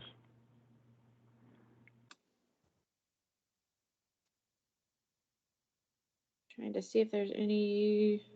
Again, I can't see the room right now, but I don't see any questions for the folks online. If someone in the room can just let me know if there's any hands up. There are no questions in the room. Thank you. All right, well, great. Thank you so much, Patrick. So we are going to move on to our contract obligations. It looks like, Christine, you have the first one. I actually have two. I think Sheila moved the agenda on the presentation anyhow, so I could do them both at the same time. The first is for the renewal for our legislative consulting contract with Capital Services. I know that Ben Botkin was here a month or so ago to present to this board, give an update in regard to our advocacy initiatives. The contract itself, which will require board action, is for 3 years and would start in October of 2021. The last year would start in October of 2023. The proposed amount is $171,000 plus, which equals about $57,000 per year. The current contract is $163,000, so it represents approximately a 3% cost of living from their previous contract. One of the things that Capital Services does for us in regard to advocacy and guiding our efforts, I really like to think of them as boots on the ground in Lansing for us. That is their lane and their community, and they are able to provide us with important insight in terms of concerns, questions that legislators may have so that we can be responsive to their needs, but also help us be proactive in addressing any challenges that may be coming our way. This is especially important with the current legislation that is being presented. So we always have an understanding of pros, cons, who is supporting a bill, who is opposing a bill, and where our allies sit, and allows us to go to legislators and meet them where they're at, and gives us that, I think, viable ability to offer input where needed and when needed, and get the results we need for our advocacy efforts. So, any questions on that? Mr. Furman. Yep, I just wanted to comment and say that for the newer board members, I've always felt really informed whenever Capital Services has a presentation, and I think they've done and will continue to do a great job. Thank you. Yep. Yeah, and I just want to add, because this will be for board approval, but just to give you an idea of how supportive they are in contact with us daily. So that we get at least 2 or 3 calls every day, even on weekends sometimes, to make sure that we are kept apprised of anything that is important to our network and to our community. Christine, it's Sarah. I just had a quick question. So when we renew this contract, is it, I don't want to use the wrong words, but is it automatic renewal type thing, since they were doing a good job that we continue to use them, or was there a bid put out to see what other, I guess I'm just wondering, like, did we look at cost of other agencies that do the same thing? I think originally, the original process, there was an RFP. This would be an extension of their contract. So this particular contract, we did not do an RFP. Kalana's going to come up here and elaborate. Okay, thanks.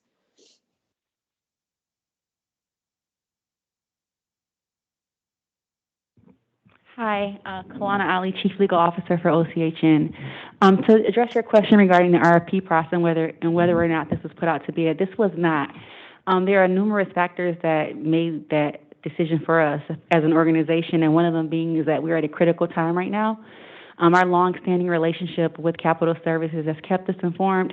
So to disturb the process right now would have caused, I think, an issue as it relates to our advocacy efforts in Lansing with the current legislation on the table right now for review. Additionally, in light of all of the other services provided, I did reach out to other surrounding agencies, and I know that their rates are comparable to what is being paid in the community right now. That is something that we have discussed revisiting once we get past, I think, this initial hump with what's going on in Lansing. So it's still in line with procurement requirements. We're not afoul of any rules or regulations at this time. However, this will be reviewed on an ongoing basis moving forward. Thank you, I appreciate that. Certainly. Any other questions regarding our legislative consultant contract renewal? Ms. Bernard. I agree fully that given the situation, it makes sense that we, continue working with them, especially since we've been satisfied. I'm wondering what, and if you can answer, what are our procurement requirements for different organizations? I don't know what they are. And I feel like as a board member, I should kind of know.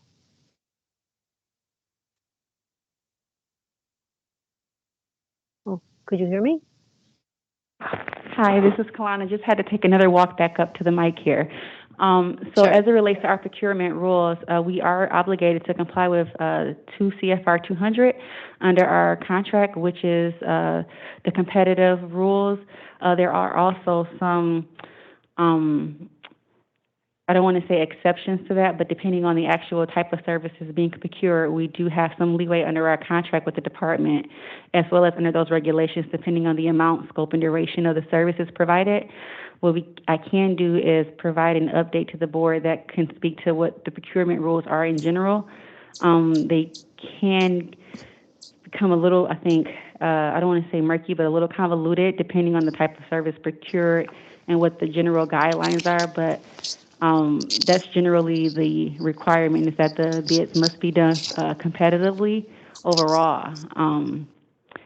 However, that could vary depending on the type of service, duration, and scope of the service procured. So if it's very unique in a niche area, and if it's related to services, there may be some exceptions to that rule that would allow for us to ensure continuation of services.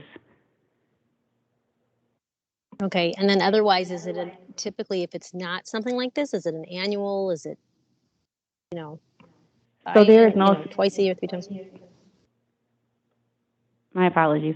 So generally, there is no specific requirement that says, you have to do a 3 to 5 year. However, the general guidelines inform us that you should actually procure or look to your procurement activities between the 3 to 5 year period. That would also be dictated by the term of the contract by which you put out your RFP for. Things like technology, and those areas that are ever-changing and evolving, because as we know, technology changes and evolves so quickly, as Ms. Bunchu mentioned earlier. So those are the types of services that we want to stay on top of, and that's just based on the government guidelines and feedback that they've set forth for procurement in the FAR regulations. Thank you.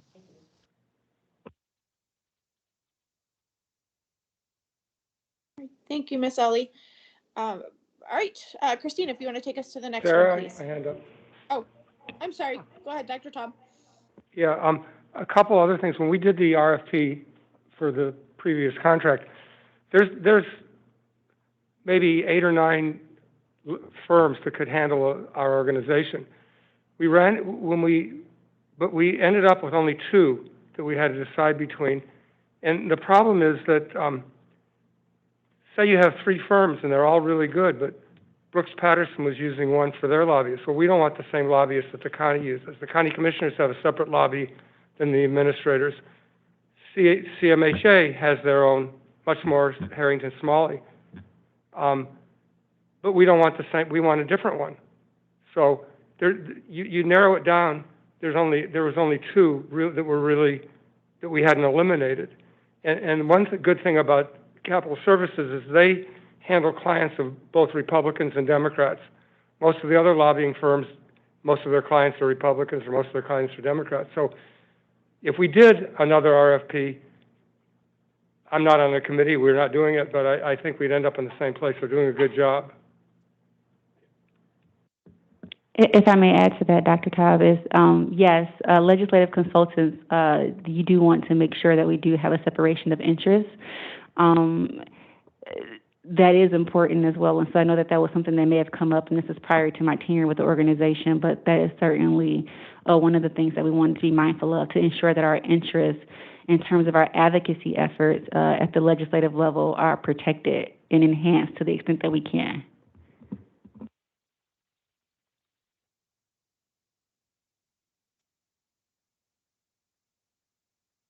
All right, thank you. Okay, Christine, I think we're good to move on to the next contract, please.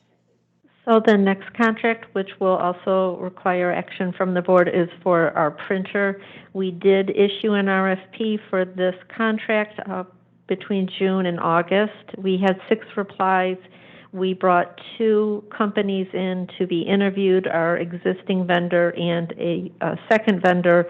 Our existing vendor, Allegra Printing, did receive the highest score and was awarded, based on pending the board's approval, a 1-year contract. It's similar to our past contract. We budget about $55,000, but we bring it to the board because it's not to exceed $104,000. And you may ask, well, what would occur that we might have those additional printing costs? Well, for example, this year or last year when the COVID-19 virus hit, we had to do extended printing of signs and postcards and posters. So we leave that cushion in there for any urgent issue that may arise and require additional printing materials above and beyond what we plan for in a year. The services that they deliver really are all around awareness and education materials. So they print our brochures, any of our flyers, our customer service booklets, handouts, newsletters, and reports. They also assist us with various OCHN giveaway items. Allegra's worked really well with us. When we're doing interviews and even throughout the process, we always look for those organizations that provide good partnership and are responsive to our needs, because our needs may be different than other organizations in the community, and the urgency in which we may call on a Monday and say we need something on a Thursday. And Allegra has been really helpful to us in that process, especially with COVID.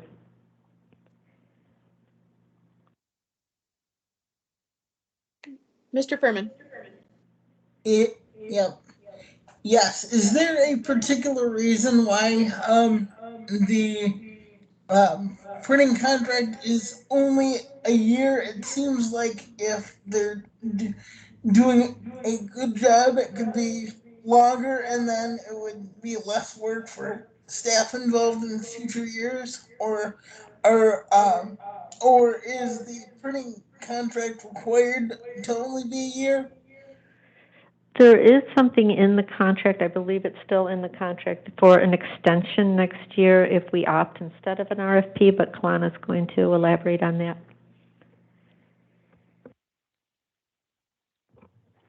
Hi, Kalana Ali, Chief Legal Officer. So generally, these contracts are issued for 1 year. However, they generally allow for a 2-year, 1-year renewal extension. This allows OCHN, in the event that something does happen during the term of the agreement, whereby we would want to perhaps allow the agreement to expire, we are in our right to do so at that time. So this is just a protection mechanism, but my understanding is that this RFP was actually issued to allow for additional 2 1-year extensions. So theoretically speaking, this is actually for up to a 3-year term. Okay, thanks.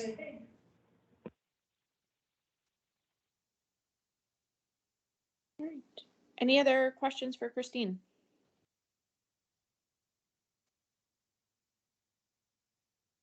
I'm not hearing or seeing any others, so we will move on to the next contract. We can move on to the next slide, please. I believe it's Diana with the audio visual. Yep. Next week we will bring. Sorry about that. Let me adjust. Next week we will be bringing forward to you an approval to extend our contracts with Communication Professionals, Inc., or CPI. That company or that vendor provides audiovisual and building security equipment, services, and installation. In 2017, OCHN issued an RFP, or request for proposal, for audiovisual and building security equipment installation and services. CPI was selected as the vendor for both RFPs, and OCHN entered into 2 contracts with them. The current not-to-exceed amounts for the contracts are $479,676.85 for AV and $389,079 for building security. While these not-to-exceed amounts are high, the reason for that is because a bulk of the expenditures were in the early year, in the first year of the contract, as we renovated the building. Now, if you look at the expenditure amounts, they've been under about $15,000. Last September, we brought an NTE increase to the board, which the board did approve. And we're expecting to issue RFPs in this current fiscal year.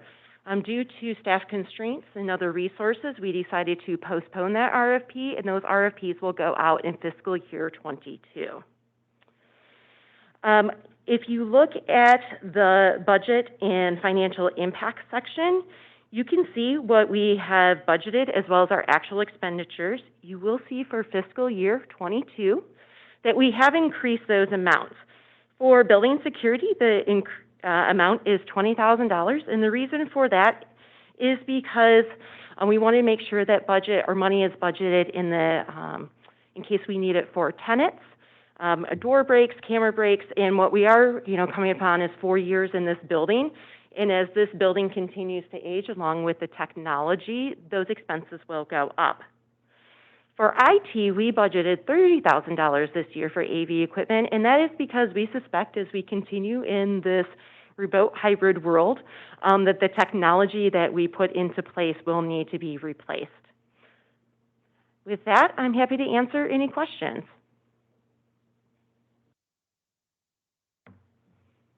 Ms. Bernard. Hi, thank you for the presentation.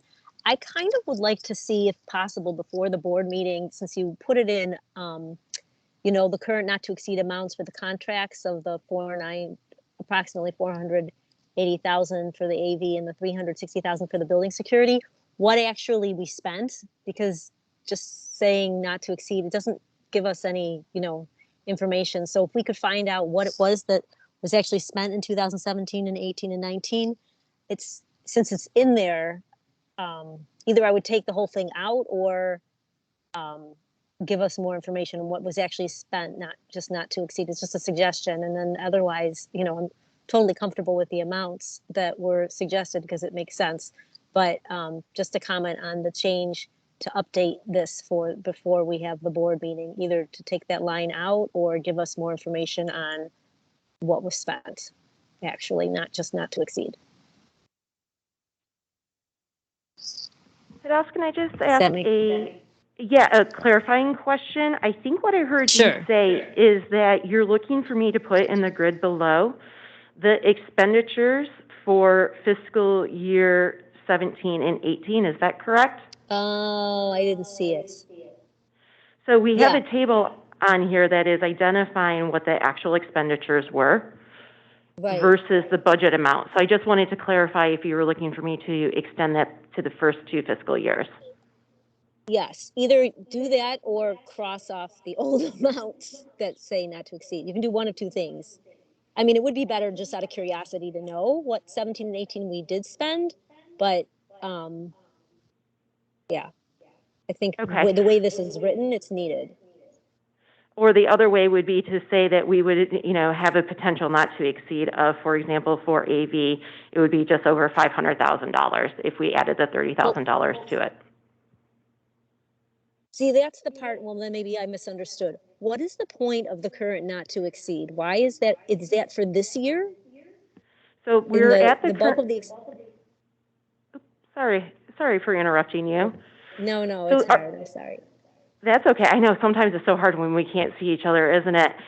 So the way that we are, and I realize I actually skipped over that in my speaking point, was that the not to exceed, so for example, the not to exceed for technology didn't even increase last fiscal year because we didn't have any expenditures.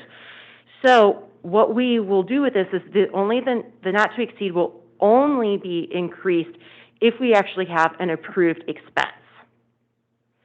So if we were to go through and say we're going to redo the technology in this room, I'm going to get a quote, work with Kalana and her group on getting that not to exceed increased by $15,000. I guess my question is this. What is the point of having the current not to exceed amount for the contracts are so high? Why are they there? The 500,000 and the 360,000. Why is that even on this? Because that's the actual not to exceed amount, and they're so high because we had hundreds of $1,000s of expenditures when we renovated this building. Right, but if I may just chime in, and maybe I'm missing something, but this is a continuation of an existing contract. So each year we added monies to the budget because the contract base did not change. So that meant that each time that we increased that amount above that $100,000 threshold, we needed to present this contract before this body for approval and review. So overall, you're seeing an accumulation of years over years of an increased budget as a result of required or necessary services that were completed around our building.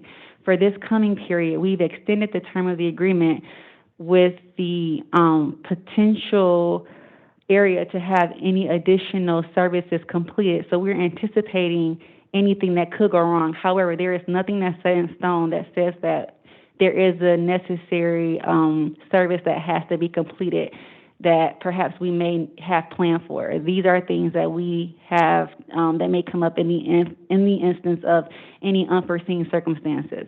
Am I to accurately describe that, Diana? yes, so that's helpful. Does that make sense? Okay, so then my request is twofold. Yes, definitely add the expenditures that were done since the beginning of the contract for 17 and 18. That would be really helpful in totals. And then that contract from 17, 18, 19, 20, was it a 5-year contract? Is that what it was? Because we're extending If the I'm contract. not How long was the mistaken, original contract? If I'm not mistaken, the original contract was a 3-year contract, and we're extending it for an additional year.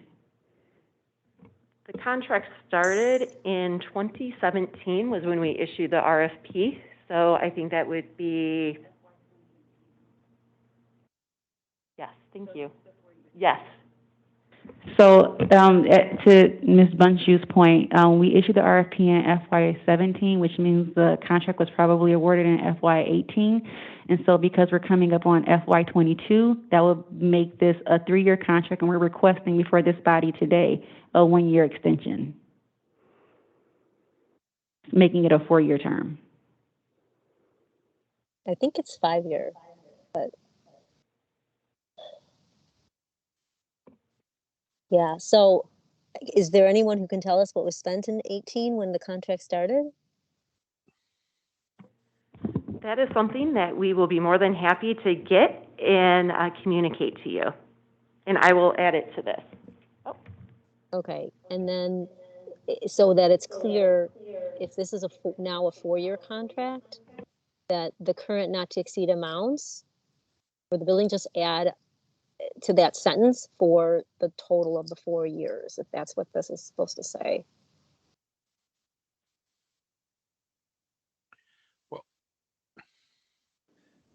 and this is Jonathan, I'm sort of confused. Does this mean that money's not spent in prior years roll over into this year for use? Or are we authorizing a setup, an amount of not to exceed for this year, just as an extension? This is Kalana, and Diana can confirm this, but it's my understanding that once we actually order services, we pay for the services. They aren't necessarily predefined where we're paying a set amount for the contract. These are only as services are performed. Then we pay. So this is almost like a blanket order, purchase order that we would pull or draw down from in the event that we have to have any services performed. Okay. So if we have leftover money from prior years, we're asking for the fiscal 2022 year to have an amount plus any unused monies from prior years? That is correct. Okay. And they'll use it as they need to. Someone's monitoring that and will authorize the releases, I assume? That is For correct. each That will be individual done task? by, Okay. correct, that will be done by Ms. Bunshue's team, who would then present the procurement request to the procurement team. Okay. So there's still some control on our end. I don't, when I mean our organization, not the board. Okay.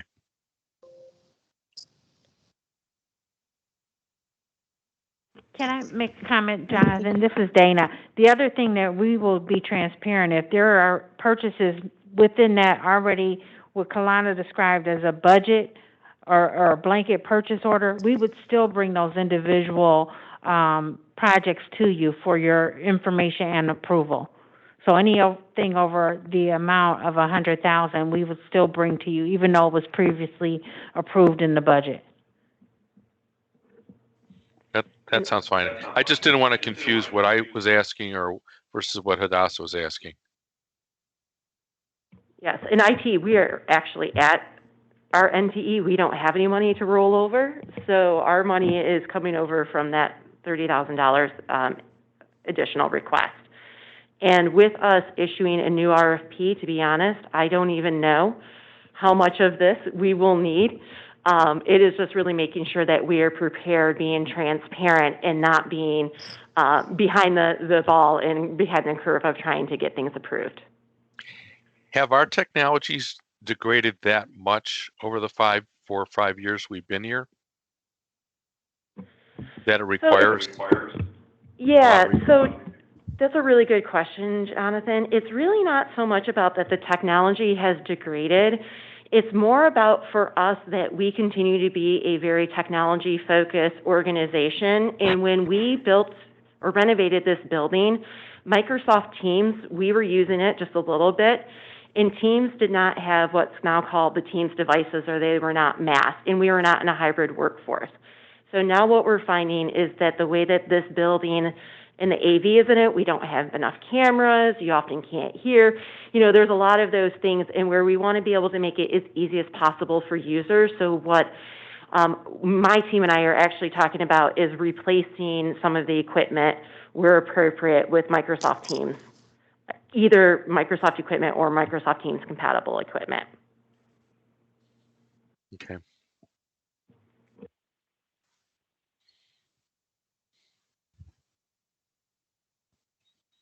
Okay. So just to be clear, so there is still information, Diana, that you're going to be providing the board prior to the board meeting, correct?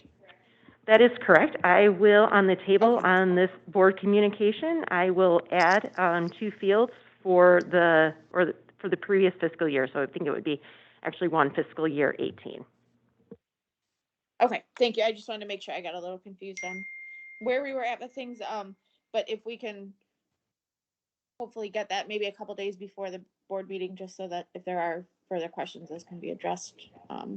And we would have all information needed to make that decision, or, to vote on it at the board meeting. Yep, absolutely. Okay, thank you. Okay, I think we're moving on then to the next contract which I believe Patrick is presenting for our Microsoft Dynamics 365 Business Center.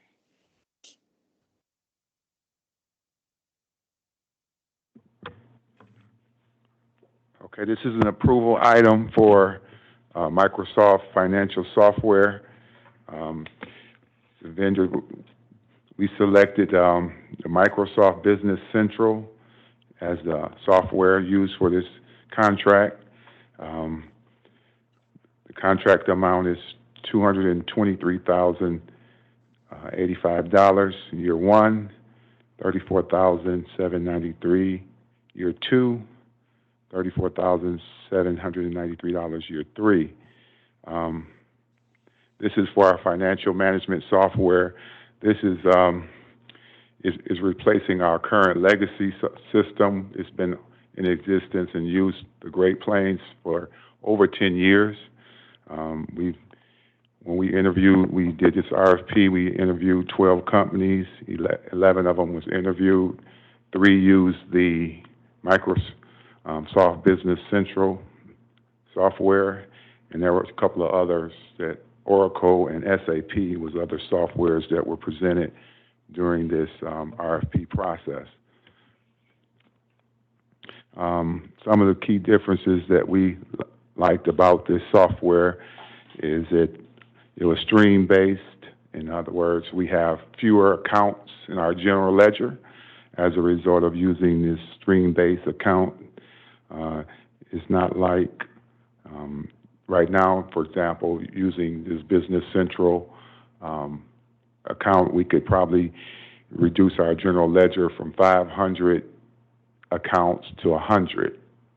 And it's more user-friendly, it's more in line with technology for today.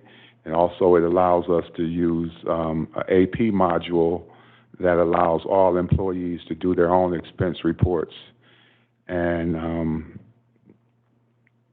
also their own purchase requisitions.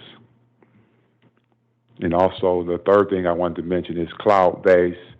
Currently, the Great Plains software that we use is on-premise, and so there's a lot of upgrades required year to year, whereas the cloud-based, once you pay for implementation the first year, you don't have to pay annually for the annual upgrades because it's in the cloud. And so this is what we're proposing, and we're looking for an approval. Okay, I see Mr. Landsman has his hand up. Yeah, thank you. Patrick, if I'm looking at this correctly, I would guess that it's $34,793 for each of the 3 years, plus another, $188,300 for transitioning us from the old software to the new, the training, history, all that kind of stuff? Yes, that's correct. All right. And also, I wanted to mention that this is a capital investment, so it's actually, the expense can be capitalized over the 5-year period. So annually, we're looking at about $44,000 that we expense for the purchase of this software. So if it's 5 years, are you anticipating 2 more years of $34,800? That's that's possibly true. Yes. Did we want to bake that in? But I think the original contract was for a 4-year contract, and so that's why we didn't go beyond that time frame, because that's how long the contract is for with the vendor. So we didn't want to show more than what we are preparing to enter an agreement for. All right. Well, that's about the only question I had. I'm sure Hadass has some, so I'm going to yield. Hi, thank you for the presentation. So our current service is not cloud-based. What is it based? It's on premise. That means that we have a server that hosts all of the, so it's technical server that we have to keep a server room to maintain all of our data on site, whereas the cloud allows this data to be stored and we don't have to maintain it on premise.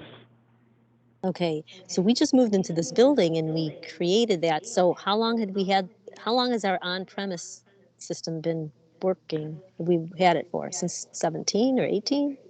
We've been on-prem from the onset. We've never went to the cloud for our software services. Yeah, even in the old Okay. building. Yep, Okay, so when we moved from the old building to the new building, we didn't change our services. We just moved them physically. that's correct. We never changed. Okay, so being on a cloud, the cloud can go down. Will we be paying someone, or have we looked into, what happens when the cloud goes down? I'm gonna let Diana chime in on that one. Yes, we actually are working on our disaster recovery planning right now, and what you find is because this is Microsoft, they usually have a 98 to 99% uptime. So outages, while they do happen, they tend not to be very often. This is really going to be running the same of our phone system is running in 365 and up in the cloud, all of our files, all of the different things. So this is really just expanding what we already have. It's a move that really makes sense for our organization. As far as if we actually have people in the building, we do have things that we can do. For example, if the internet goes out, we have backup internet, those types of things. But we are a cloud. Oh, go ahead. No, you go ahead. So you're saying Microsoft because it's Microsoft, they're going to cover what happens if the cloud goes down. It's not your responsibility, it's theirs. That is correct. Outside, unless it's internet or make something sense. like that that's physically in our building, that is Microsoft. And it really goes with our whole strategy of everything that we've been putting in place has been cloud-based since I've been here, and most certainly that actually started even before my tenure of 2017. This is actually our last business system to move to the cloud. Yeah, no, it makes sense. And I'd like to add one other thing. We're no longer actually, on-prem is no longer even offered. And so there's no more service updates. We won't get no more service if we stayed on-prem. So we have to go to the cloud. So this is Jonathan. I do have a couple other questions then, now understanding you're on the Azure cloud. So we have this whole server room we built. What are we going to repurpose that room to do? So first off, I just do want to clarify, this is not actually Azure Cloud. We are not taking the servers and moving them up. I know that you're familiar with that, Jonathan. This is actually using their solution, which is called Business Central.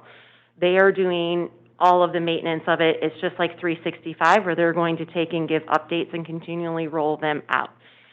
As far as our data center, because of the fact that we already knew that we were on the downside and going to cloud-based, we had already planned for that. We actually have a very small server room compared to what other entities might have. So there's really no space to allocate for that, and this is really a small set of our on-site infrastructure.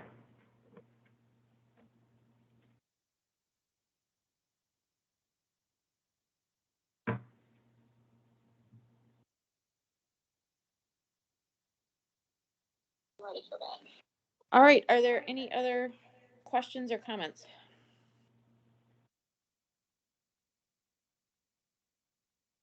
I'm not seeing any. Thank you, Diana, so much for all the information, as well as Patrick. We appreciate it. Okay, thank you.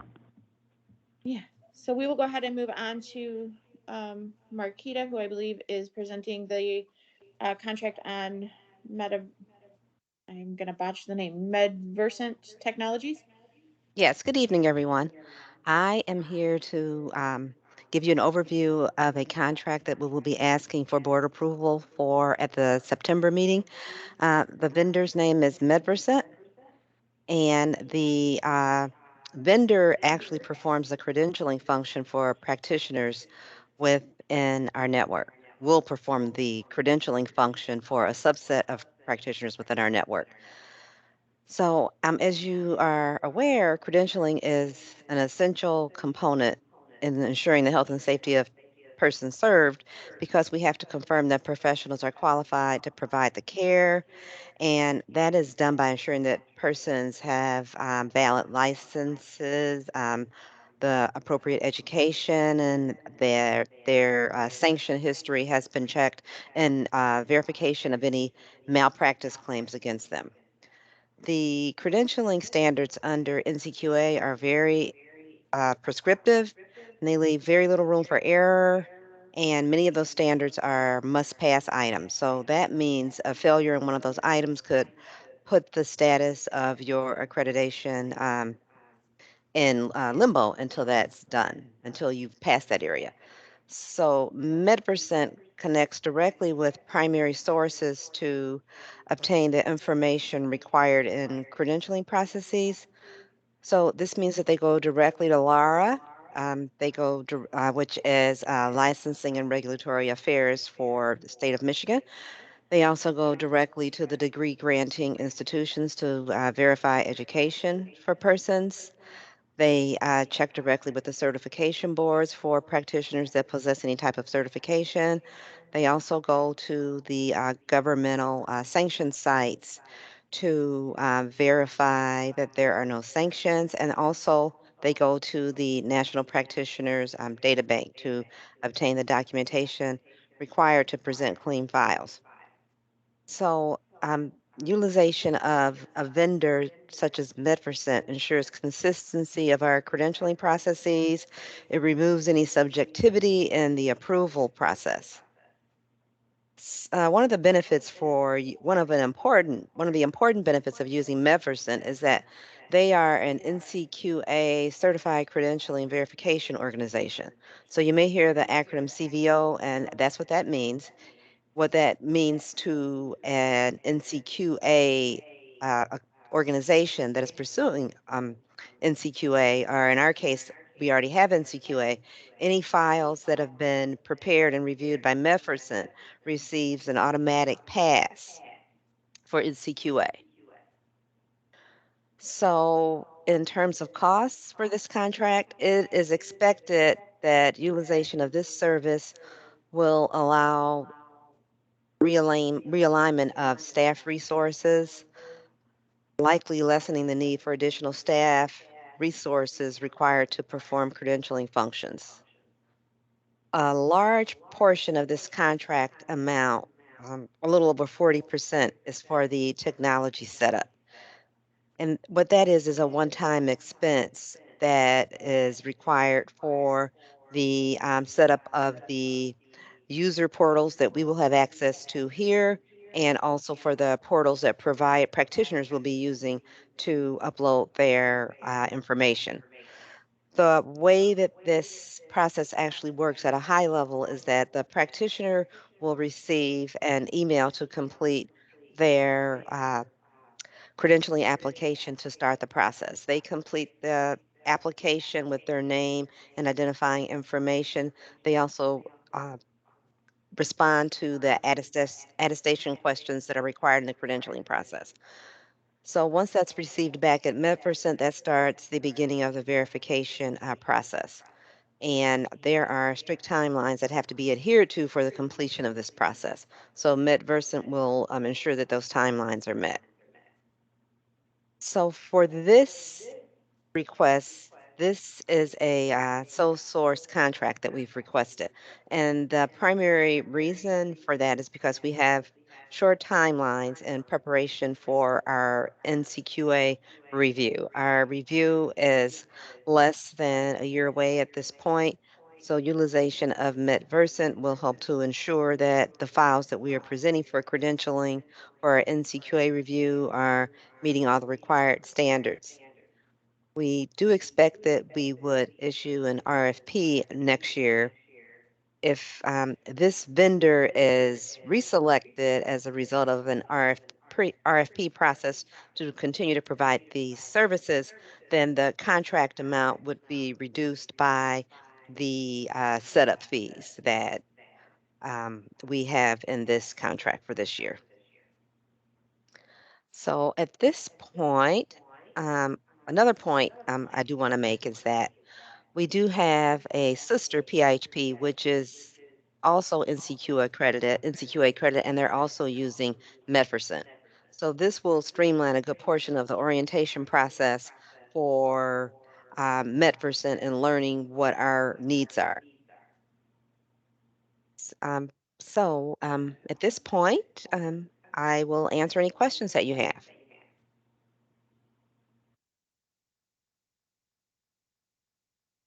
Miss Bernard? So, how much is it going to cost us? It's 111,000. Okay, is that anywhere on this? Yes, it's on the slide. Oh, I don't see it. I can't see it from where I'm looking. I apologize. Okay, and where will the funding come from? Because it's not in our budget, so where are we taking it out of? That is not a question that I would ask. I'd want to pivot and have that be responded to by finance. It would be part of our administrative budget. This is Dana. Patrick, would you It is have that? already Oh, added sorry. to our annual budget for the next fiscal year. So when Anya presented this information 2 weeks ago, I'm sorry, that was a part of the budget. So it has been made and set aside for this function and this purchase. Okay, so is it going to be a 2-year program for 2021 and 2022? Because it sounded like it's something we need to do right away. This is a contract for fiscal year 2022. Okay, great. And then in the past, who did we use to do this if we didn't have this service? In the past, this is a function that staff did. And there's a learning curve because NCQA, as I mentioned, is very prescriptive. Some of our providers are having challenges in meeting these requirements. And they are having to assign resources to perform this function within their agency. The use of this vendor is expected that this will lessen the need to have for providers to use resources to be able to address this function because MedPercent would be able to conduct this for them. Okay, and we didn't do an RFP, but we're thinking about doing an RFP in 2023, although it says 40% of this is tech setup. It seems like we should have like a 2-year program with them or something if it's, because I'm just wondering what's going to cost, what will it cost us the following year if we continue with them? So this contract is for 1 year. Our plan at this time is to open this up for RFP next year. And if this vendor is selected, then that cost, we would not have a setup cost again. And we aren't doing an RFP because we can't do it in a timely manner? We Because aren't you said doing that. we have a whole year? No, we have a short time frame in which before we have to submit files for NCQA, less than a year at this point. So we have 12 months or 9 months or 10 months? We have until May 31st of 2022. So like 7 months. Mm-hmm. And is this, even though it's not an RFP, is this a competitive amount? I mean, has it done any, how do we know that we aren't, Well, we this know 100 that Medperson is sort of a niche provider for this service for behavioral health. I think one of the strongest selling points is that this vendor is also used by Detroit Wayne, and they've kind of worked out many of the bugs that would need to be addressed when you're bringing on a new vendor. So that's going to help the orientation process for OCHN and being able to begin to start off with this provider right away. And we won't have to have, it'll reduce any types of orientation that is needed. And how often do we do the NCQA? Every 3 years. But credentialing is an ongoing process.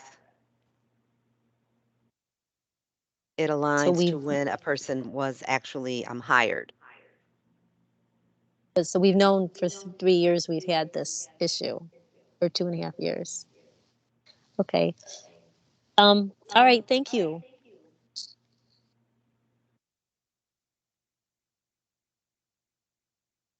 Can I just make a clarifying point, please?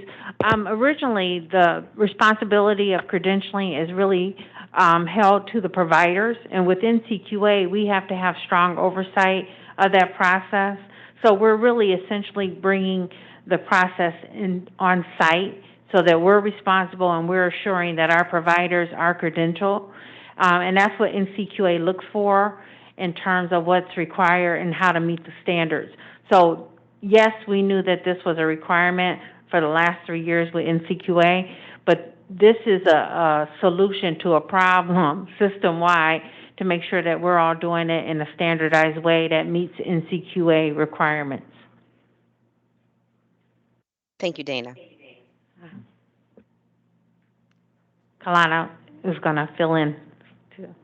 And just to piggyback off of what Marquita and Ms. Lassenby stated here on the record, part of that is we did do a precursory search to identify potential providers that could provide this service with a short startup time, given the limited time frame that we have for our NCQA recertification. This is something that is important for us to maintain. Reputationally, it puts OCHN at the top of its class in terms of quality. So I want to make sure that the board understands the importance of maintaining that certification, but not only that, understanding that as we continue to address any potential integration across the system, that as we align ourselves with other PIHPs and other CMHSPs that are in the same vein arena as us, we position ourselves better and stronger to actually address any potential threats or loss of functionality or business that could arise with the result of any legislative efforts to divert any services and or functions from the PIHP. So I think that also needs to be addressed. The other piece of that is, again, that was a sole source for the purpose of the limited time frame that we had available. So to Marquita's point, in terms of bidding this out competitively in the next year or so, we still want to be, I think, good stewards of the public dollar here, and also understanding that we want to maintain the fidelity of the procurement process, but also understanding that we need to maintain our quality standards as well. So that was the balance that we came up with in this particular instance here. Hi, this is Christina. I can't put my hand up. Okay, go ahead, Ms. Root. Okay, thank you. So just to clarify, are any staff members who are currently doing this credentialing work, are they going to be losing their position with us hiring this provider? No, there are no expectations for any staff to be losing their position. But what this means is that the staff time that is used for performing this function can be diverted to something else to prepare us for NCQA. This would be at the level of OCHN and also at the provider level. Okay, great, thank you. And then what policies do we have to follow for conducting an RFP? Because I'm not too familiar with what standards we have to follow for that. I would need to ask Kalana to respond to that. Sure. So we currently have our publicized procurement process, and that's something that I can certainly share if interested. But again, these all circulate and or conform to the CFR, the Part 2 requirements that speak to the bid process and RFP process. Additionally, our PIHP contract also requires us to follow that same procurement process. Okay, thanks. Yeah, if you could send that, that would be great. What about statements of no conflict of interest, considering the fact that we have so many new leadership people who have come from Detroit Wayne, and this is a provider who is also working with them. As it relates to a conflict of interest, I'm not sure that I understand the question. The conflict of interest, from my understanding, would arise if there is a promise or some relationship with the actual vendor. I don't think that that's the case here. And in fact, Ms. Massey, who is the person who actually brought up the procurement for this particular vendor, did so on her own accord without any input from any OCHN leadership. Okay, thank you. That's all the questions I have. Hi, this is Vijaya. I have a couple of questions. It's very typical for any provider to have appropriate credentialing and licensing, etc. And I mean, people don't get paid unless they have the credentials. So my question is this: how have we done this in the past? And actually, how many credentialings do we do per year? How are there any numbers? Because whether or not we contract this function out or do in-house, there still should be oversight. And I think there should be somebody in the leadership or in the staff who should be monitoring this process. I'm finding it very surprising that we didn't look at the credentialing, which is a critical component of any service that is provided with public funds, not to be appropriately or properly credentialed.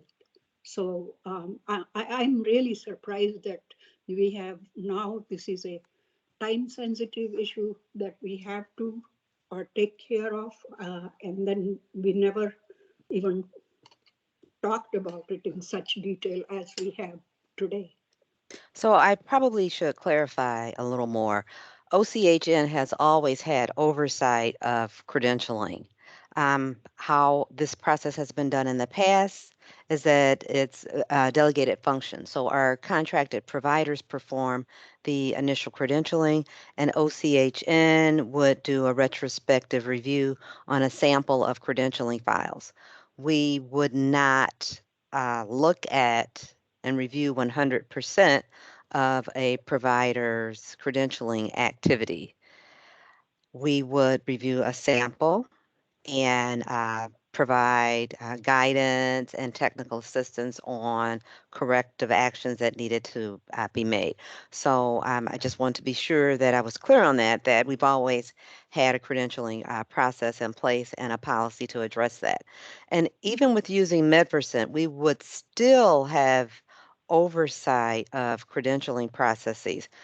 Files would still be reviewed by our OCHN credentialing committee for approval.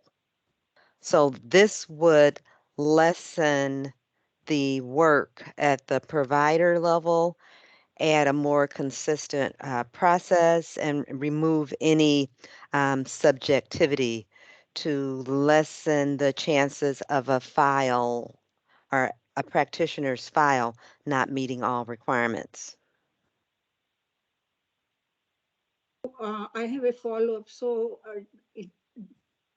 do I understand, am I correct in understanding that credentialing is a service that we are providing to our core providers, or is it, I thought it is because it is an NCQA accreditation requirement and a critical requirement that we have to do this. But is this a service that we are providing to our core providers? And if that, is there a fee for that, or how is that going to work? So providers are responsible for ensuring that the persons that they hire meet certain qualifications, that they have appropriate license, that they have certifications, if applicable, that the certification has been verified, and that they have education verified. So that's always been the case.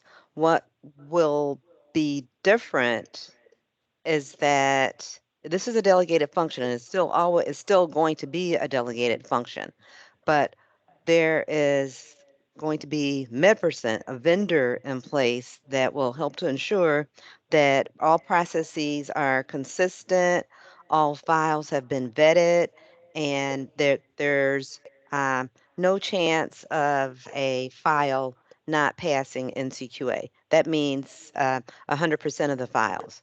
Our plan is to start off small and gradually expand the number of providers that are utilizing this process so that eventually our entire network will have the option to be able to use this process.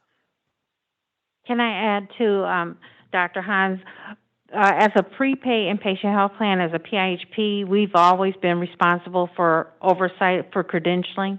And as a part of our EQR standards, we've been reviewed and evaluated on our process and oversight of the system of providers for as long as I can remember. So an annual review is conducted over our performance and oversight for credentialing. And this is a tool that is really to enhance the process and make it better, and it ensures that we are doing, like Marquita's saying, 100% oversight, whereas before we only did sampling, and this allows us to look at the entire system. But this has been our responsibility as a part of our PIHP contract for as long as I can remember.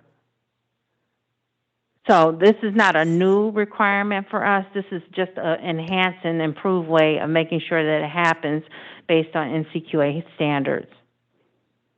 No, I understand that, but okay. So how many files are we expecting to be reviewing every year? We have about 400 practitioners within our entire network that meet this requirement. Okay, so 400, and how frequently the credentialing is reviewed? So credentialing is required, recredentialing and initial credentialing are required every 2 years based upon the initial credentialing date. So if I was hired in at an agency and the agency credentialed me September 1st of 2021, they would have to recredential me by September 1st of 2023. Our contract with the department, no, every 2 years, every 2 years. Now, that's the state's requirement. NCQA allows every 3 years, but we have to follow the state's requirement. Yeah, thank you. I'm more familiar with the NCQA requirements, which is every 3 years. So this contract is for 1 year, or how is it? This contract is for 1 year, and our plan is to issue an RFP for any contract relationship for fiscal year 23. Okay, so it's like, yeah, it's a little, I mean, between $200 or $300 per file is what they are roughly charging us. If we have 400 files to be reviewed or verified or vetted, 111. Yeah, it's a little less than that. It's because expensive. the first year has the technology setup fee, which comes out to be about $48,000. The actual cost per practitioner comes out to be about $80 per practitioner, less taking away that technology setup fee. So this will be up for vote next week. If you could give us a breakdown of all the components of this contract, that would be helpful. Thank you. We'll do that. Ms. Bernard.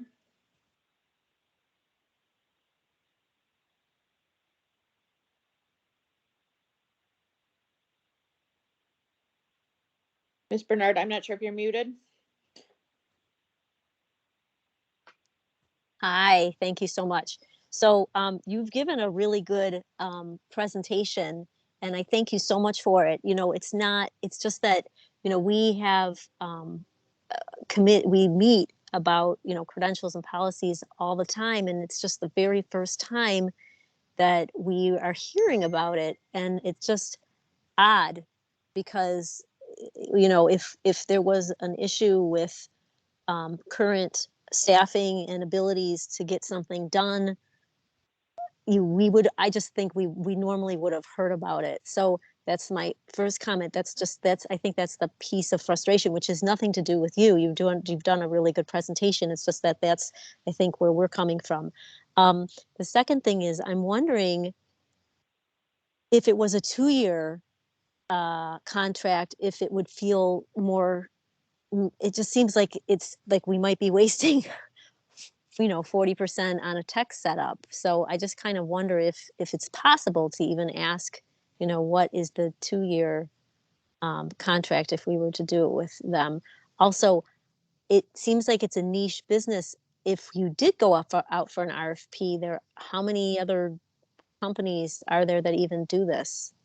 It just seems like there needs to be more discussion. I don't know how other people feel, but I feel like there's just more exploration for this. So, what I do want to clarify is that, and make clear is that this is not an issue. Credentialing is just one of many delegated functions that we have responsibility for oversight of. Credentialing is one. Utilization management is a delegated function. Care coordination is another delegated function that we have oversight of. There are a couple of more that aren't coming to mind right away. So I want to be clear that this isn't an issue. The point is that this is a very prescriptive process, and it requires a lot of staff resources to be able to do it and to do it well. We have a vendor that can perform this in MedVersant, and they can perform it for us well, where we would not have to worry about or be concerned about any of our files that may be included in the population sample for NCQA as to whether or not the file would pass, because this vendor has already been blessed by NCQA. And in regards to your question about the 2-year contract, that could be something that we could definitely entertain with the provider. But a comment that Kalana mentioned is that our intent was to be transparent and to be true to the procurement process. So that, extending, I'm sure the vendor would not have an issue with engaging in a 2-year contract with us, but to immediately present this contract to the board, we were presenting it at this time as a 1-year contract with the option to RFP next year. Okay, so thank you. And so then the other question is, it's going to save on staff resources. So I guess, approximately how much money, staff resources, are you saving? I understand that someone's doing it now, but then they'll, it's just so that we have a better understanding of why we're, feeling we have to do this right now versus in, 7 months from now, when we'd have that 2-year period. So I guess that would be my question is, by contracting out this portion to have some other organization do the NCQA, what is the cost saving to the agency? And then I'm done with my questions. So thank you so much. Thank you. Ms. Newman. Thank you, Sarah, and thank you, Marquita, for your presentation. Part of what I'm thinking about is the fact that we switched from, was it CARF before we got the NCQA accreditation? Yes. And we've only had NCQA for 3 years? June of 2019. So we went from a different form of credentialing to NCQA to put us more in a line with integrated objectives, because this is the accreditations that hospitals and healthcare systems use. Am I correct in that? Yes, hospitals and health plans are NCQA accredited. It puts PIHPs more in alignment with what may be coming down the pike in the future, in regards to our future as a PIHP. If something should happen with these legislative proposals that are out, having NCQA accreditation puts us in a better position to be able to compete for businesses with the health plans. And I should also mention that I think Kalana sort of alluded to this, is that the state is looking at a process for statewide credentialing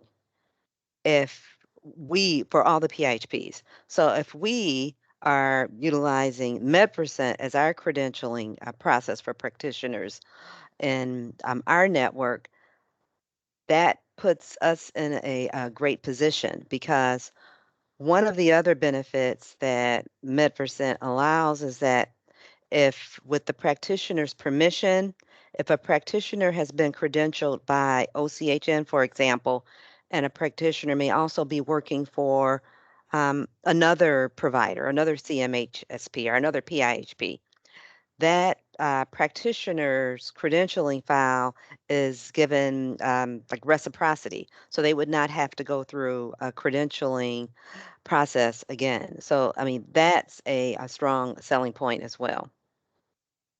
So the process that we undertook, which was a very difficult one, but we were able to get the NCQA accreditation, which spoke volumes to the work that this staff did. So now we just want to enhance what we already have by bringing this vendor in to streamline the process and make sure that it's uniform from provider to provider. Is that what you're saying? Yes, that's a very good way to put it and state it. Yes. Okay. I And just to want to also, clarify. thank you. And to also, as I mentioned, to be able to utilize staff resources in other important areas that we need for NCQA, to make sure that those other areas are being addressed. Thank you, Marquita, for the clarification. Thank you. Thank you for the question. Ms. Bernard, did you have another question, or was your hand not put down?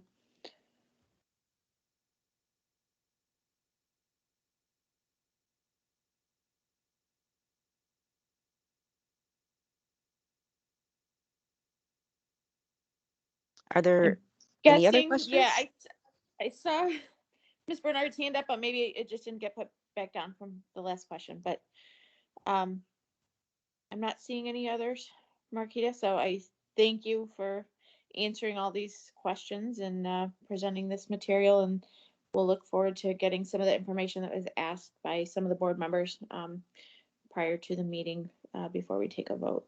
Okay, thank you. Okay, thank you. All right. I believe that does it. So I wanted to check with folks. We're going on 7:30 right now. We had, I think, 3 board members have had to drop off of the meeting. So I'm wondering thoughts on if we should postpone Christina's presentation, or if we should move forward. So I'll just take some quick discussion on thoughts on how we want to do things, because I think the contracts took longer than we had anticipated. So are there any thoughts or comments from board members? Ms. Newman. Thank you, Sarah. If we were to postpone, would that mean next week for the board meeting, or would that mean next month? Because I know recovery month is this month, which is part of what she's going to be covering. We were going to try and fit So it it in would be at the board meeting? Yes. I would support that. Thank you. Okay. Thank you. Anyone else?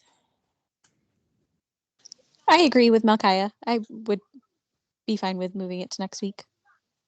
Okay, thank you. And Sarah, Right. I would support that as well. This is Adam. Okay, thank you, Adam. Okay. Christina, I know there's a lot of work that's put into this to prepare, and I apologize that we're asking you to move it to the board meeting, but I hope you would be okay doing that just for the sake of time. I want all the board members to hear all the great information that you have, and unfortunately, as I said, there's some things that came up that folks had to log off, so I just want everyone to give their full undivided attention to you and the important information that is going to be shared. Thank you very much, and no problem at all. I can present next week. Okay, thank you. Appreciate you. No problem. Okay. All right. Dr. Guadalupe, this is Sheila. Yes. Can you just have a formal vote to change the agenda? Yeah, I got the motion. I just need a. Okay, so the motion would be that we are moving Christina's presentation to the board meeting next week. So Sheila, if you can go through the roll and we'll take a vote. Dr. Todd? Yes. Ms. Root? Yes. Ms. Newman? Yes. Ms. Namie Dyer? Yes. Mr. Torres?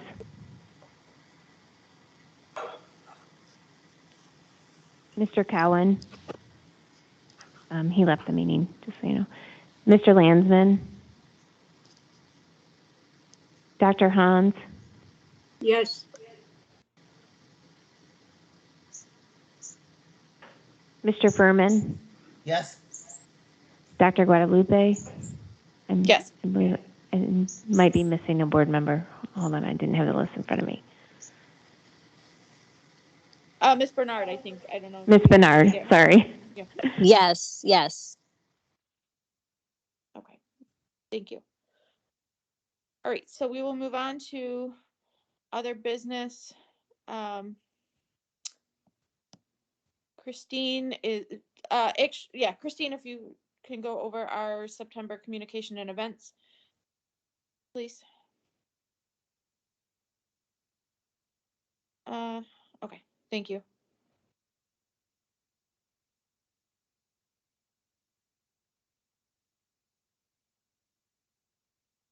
Hello again. I will make it brief. These are the events that we have planned for September. I do believe Sheila provided you flyers, so you will have the links to join those events that are virtual. The Recovery Month celebration is in person. I just want to let the board know that since early August, we are responding in person to all community requests. We have been doing about one a week. And we are also monitoring and watching those events where we aren't invited and we are inviting ourselves. So that is working out well for us. I expect us to be busy through the end of October. November is traditionally a more quiet month for us. We do a lot of holiday activities with staff in terms of collecting gifts and food for community projects. And then it remains quiet to about mid-January, and then February through October are our busy months. So if you have any questions about any of these events, the Mental Health Faith-Based Symposium is a new event. We're very excited about that. The Suicide Prevention Forum, the last time we had a forum of this nature, we shared it across the state with the other CMHs, and we had 1,200 people online to watch. So we are hoping to have that type of impact again, and of course our advocacy efforts continue. Any questions? Mr. Furman, did you have a question, or was your hand still up from before? My hand was still up from before. I apologize. Oh, no worries. Thank you. I just want to make sure. All right. Well, thank you, Christine. This looks great. And just to clarify, all this information is on the website for folks to be able to see, correct? Yes, we do. We do on the keep all of the information on the public calendar, and then the flyers that were posted on Boardable have links directing you right to the meetings to join. Yeah, perfect. Thank you so much. Okay, we are gonna move, we had one more contract, as I mentioned at the beginning of the meeting, that was an add-on. So I'm gonna have, Patrick go through that, and then I'll have Dana do the CEO update. So Patrick, if you could go over the, contract for MEI Total Elevator Solutions, please. Okay, this is a approval for contract item for MEI, which is our current vendor for elevator. And the amount for the contract is for $90,100.72. There's a contingency in the contract for an additional $30,000 if there's drilling required. And the vendor said in his 30-year time, he's only had to drill once, but he had to include the clause in the contract just in case that, possibility occurred. And so we just wanted to bring it's for our elevator. We operating with 2 elevators right now. Our third one has never been in operation since we moved into the building. And so we want to be able to get that prepared and have it operating properly. Okay, thank you. And I know this information will be provided in Boardable for folks to take a look at. Again, it was a last minute add-on, so. Any questions from board members?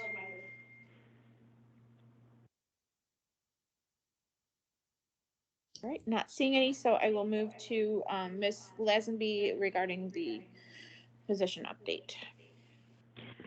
Just real quick, just to let you all know, I posted the position, or we posted the position for the COO, and it's in the error, it says CCO. It's actually the COO position was posted on Friday, this past Friday, and we've already had 5 people apply for that position. The other quick update I want to provide is an introduction to our new Deputy Director of Strategic Initiatives, Frances Carley. She started 2 weeks ago, I believe today.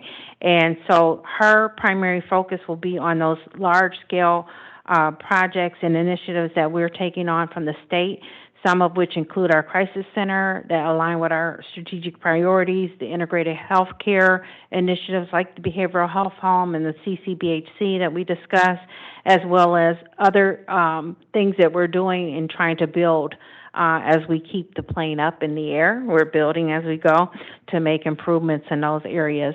So she is a certified project management professional, which I think brings about a great addition to the team, so that the stress on our directors and managers and frontline workers is reduced by having somebody who specifically is able to bring the teams together and get projects done. So she is here this evening. She hung in with us, so that's a good sign. And so I just wanted to make that announcement. And I know we have another attorney who had joined our team, and Kalana. I don't think he's present with us this evening, but Kalana can give you a very quick update on his position. Sure. So Mr. McNulty, Ronald McNulty, joins us. He has over 25 years of experience as an attorney, mostly transactional. So he's a great wealth of experience, as well as in general practice, and has worked in-house for quite a number of years. So we're excited to have him. He'll be supporting the legal department in various capacities, and that will span across all of my responsibilities. So that'll allow me to be a better support to the organization overall as well. So I'd like to welcome Ronald McNulty to the team, to the OCHN family, and I know that he's excited to be here. And my other final last announcement is just to reiterate the need of support from board members to reach out to the county executive, board of commissioners, chair and vice chair, as well as the Oakland County Sheriff's Office, Chief Burchard, to make sure that we have support of the public behavioral health system is really critical, especially with the meetings that are going on starting tomorrow. And I will resend that information so you all can either physically be there or listen in virtually as well. Thank you. Ms. Lazenby? Yes. Thank you for sharing. Was it Miss Carly you said? Our new Carly. Carly. Okay. Frances. Frances is her first name. Oh, okay. I got it backwards. I apologize. would she like to say, I don't want to put her on the spot, but would she like to say a few comments about her background or herself tonight? She's coming up to the mic now. Okay, thank you.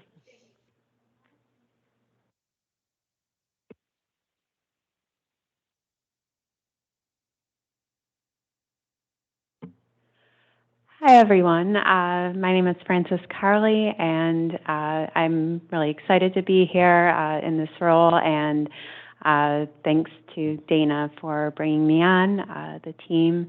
My background includes, well, most recently, I was a project manager and policy program manager for Mathematica Policy Research, which is a company that does a lot of program evaluations. I was working on initiatives for opioid misuse disorder and also different behavioral health projects, and so leading the project management activities for research projects and doing some data management as well. And previously, before that, I worked for the Michigan Senate and was a fiscal analyst. I was assigned to the Human Services budget, where I provided analysis and support, nonpartisan support to the entire Senate and for the Human Services legislation, and worked with the Appropriations Committee there. So I'm really excited to be here. Thanks.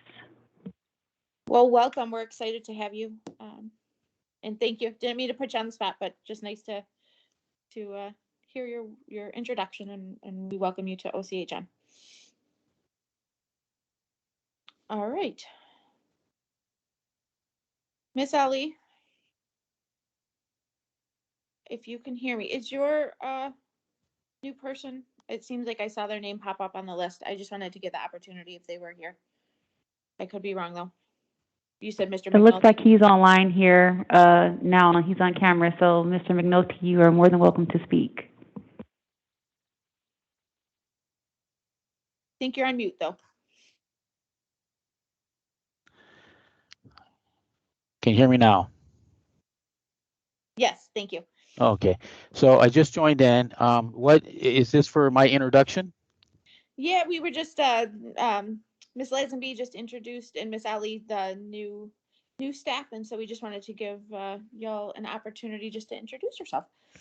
Yeah, so I'm problematic to Miss Ali, so she's got her hands full with me, as you can tell. As a way of a background, I've practiced law for more than 20 years. If I had to break it down, I think in my introduction that went around the company from HR is pretty accurate.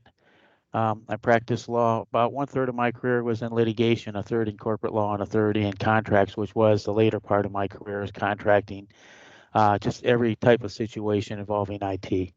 I'm very excited to be in this organization. I'm eager to do more.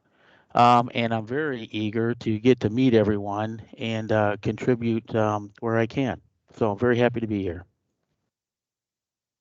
Well, welcome. Thank you. And again, didn't mean to put either of you on the spot, but it's always just nice to be able to hear a little bit from you. But we welcome you to OCHN. Well, thank you. I can't express more. The more I learn about the organization, and I'm being straight honest with you right now. The more people that I speak with, the more exciting it is. So far, everyone that I have interacted with has been very kind, very warm and welcoming. So I'm kind of really looking forward to see just how far I can explore with this group. That's great. I'd love to hear that.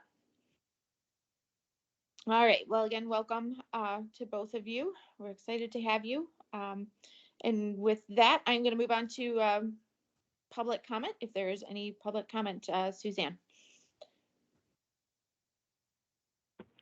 There are no additional public comments this evening.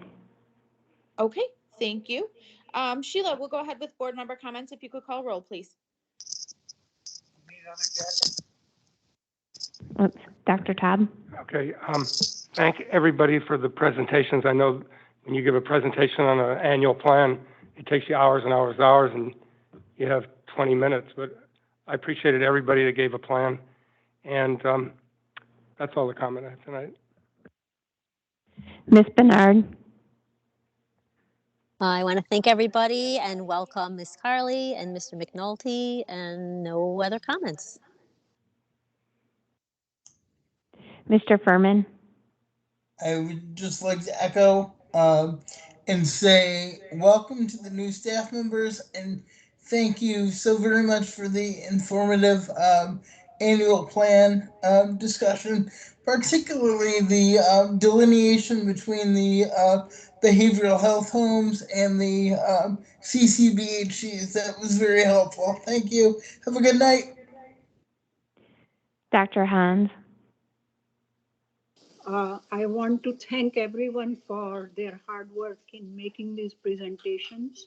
I know that it's a lot of work and also answering all our questions. I think some of them were very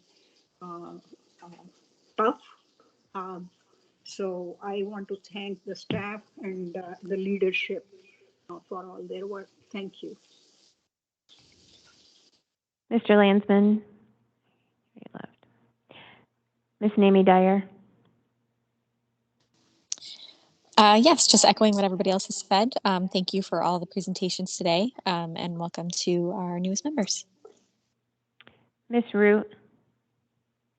Yes, thank you for the information, for answering our questions, and for the follow-up as well. And welcome to the 2 new staff members. Mr. Torres? And Mr. Cohen left. So Dr. Guadalupe? Yeah, I would just echo the statements from everyone else that it was a lot of information. I appreciate all the time and effort that went into the presentations, answering the questions, and just thankful to our board members that all come from different diverse backgrounds that are able to think of different questions to ask that some of us might not. So I think it's nice to have that diversity and be able to ask some of these tough questions to make sure that, you know, we are doing the best for the people that we serve in the community. So thank you all, and look forward to seeing everyone at the board meeting next week. So we are officially adjourned at 7:41 for our committee of the whole meeting. I didn't get a chance to make. I didn't get a chance to make my closing statement. Sorry, I Ms. know Newman. I talk a lot. Sorry. I talk a That's lot. my error. I know, that's okay. I just wanted to say thank you to the new staff that are coming on board. Thank you to the present staff. The annual plan alone would have been enough, but I just, when I looked at the agenda, I felt like it was packed. So I just would like to ask that we could maybe trim it down a bit, because we only have so much time and our behinds can only take so much. So I appreciate all the hard work. I hate we had to set Christina aside, but if we could just shave it down a bit for the committee as a whole, I think we could be more effective and less pressured in our meetings. Thank you. And with that, actually, I need a motion. I wasn't thinking. Sorry, Sheila. Can I have a motion to adjourn the meeting? So moved. I'll make the motion. Support. All right. We are adjourned. Everyone have a great night, and we'll see you next week at the board meeting. Take care, everyone. Good night, everybody.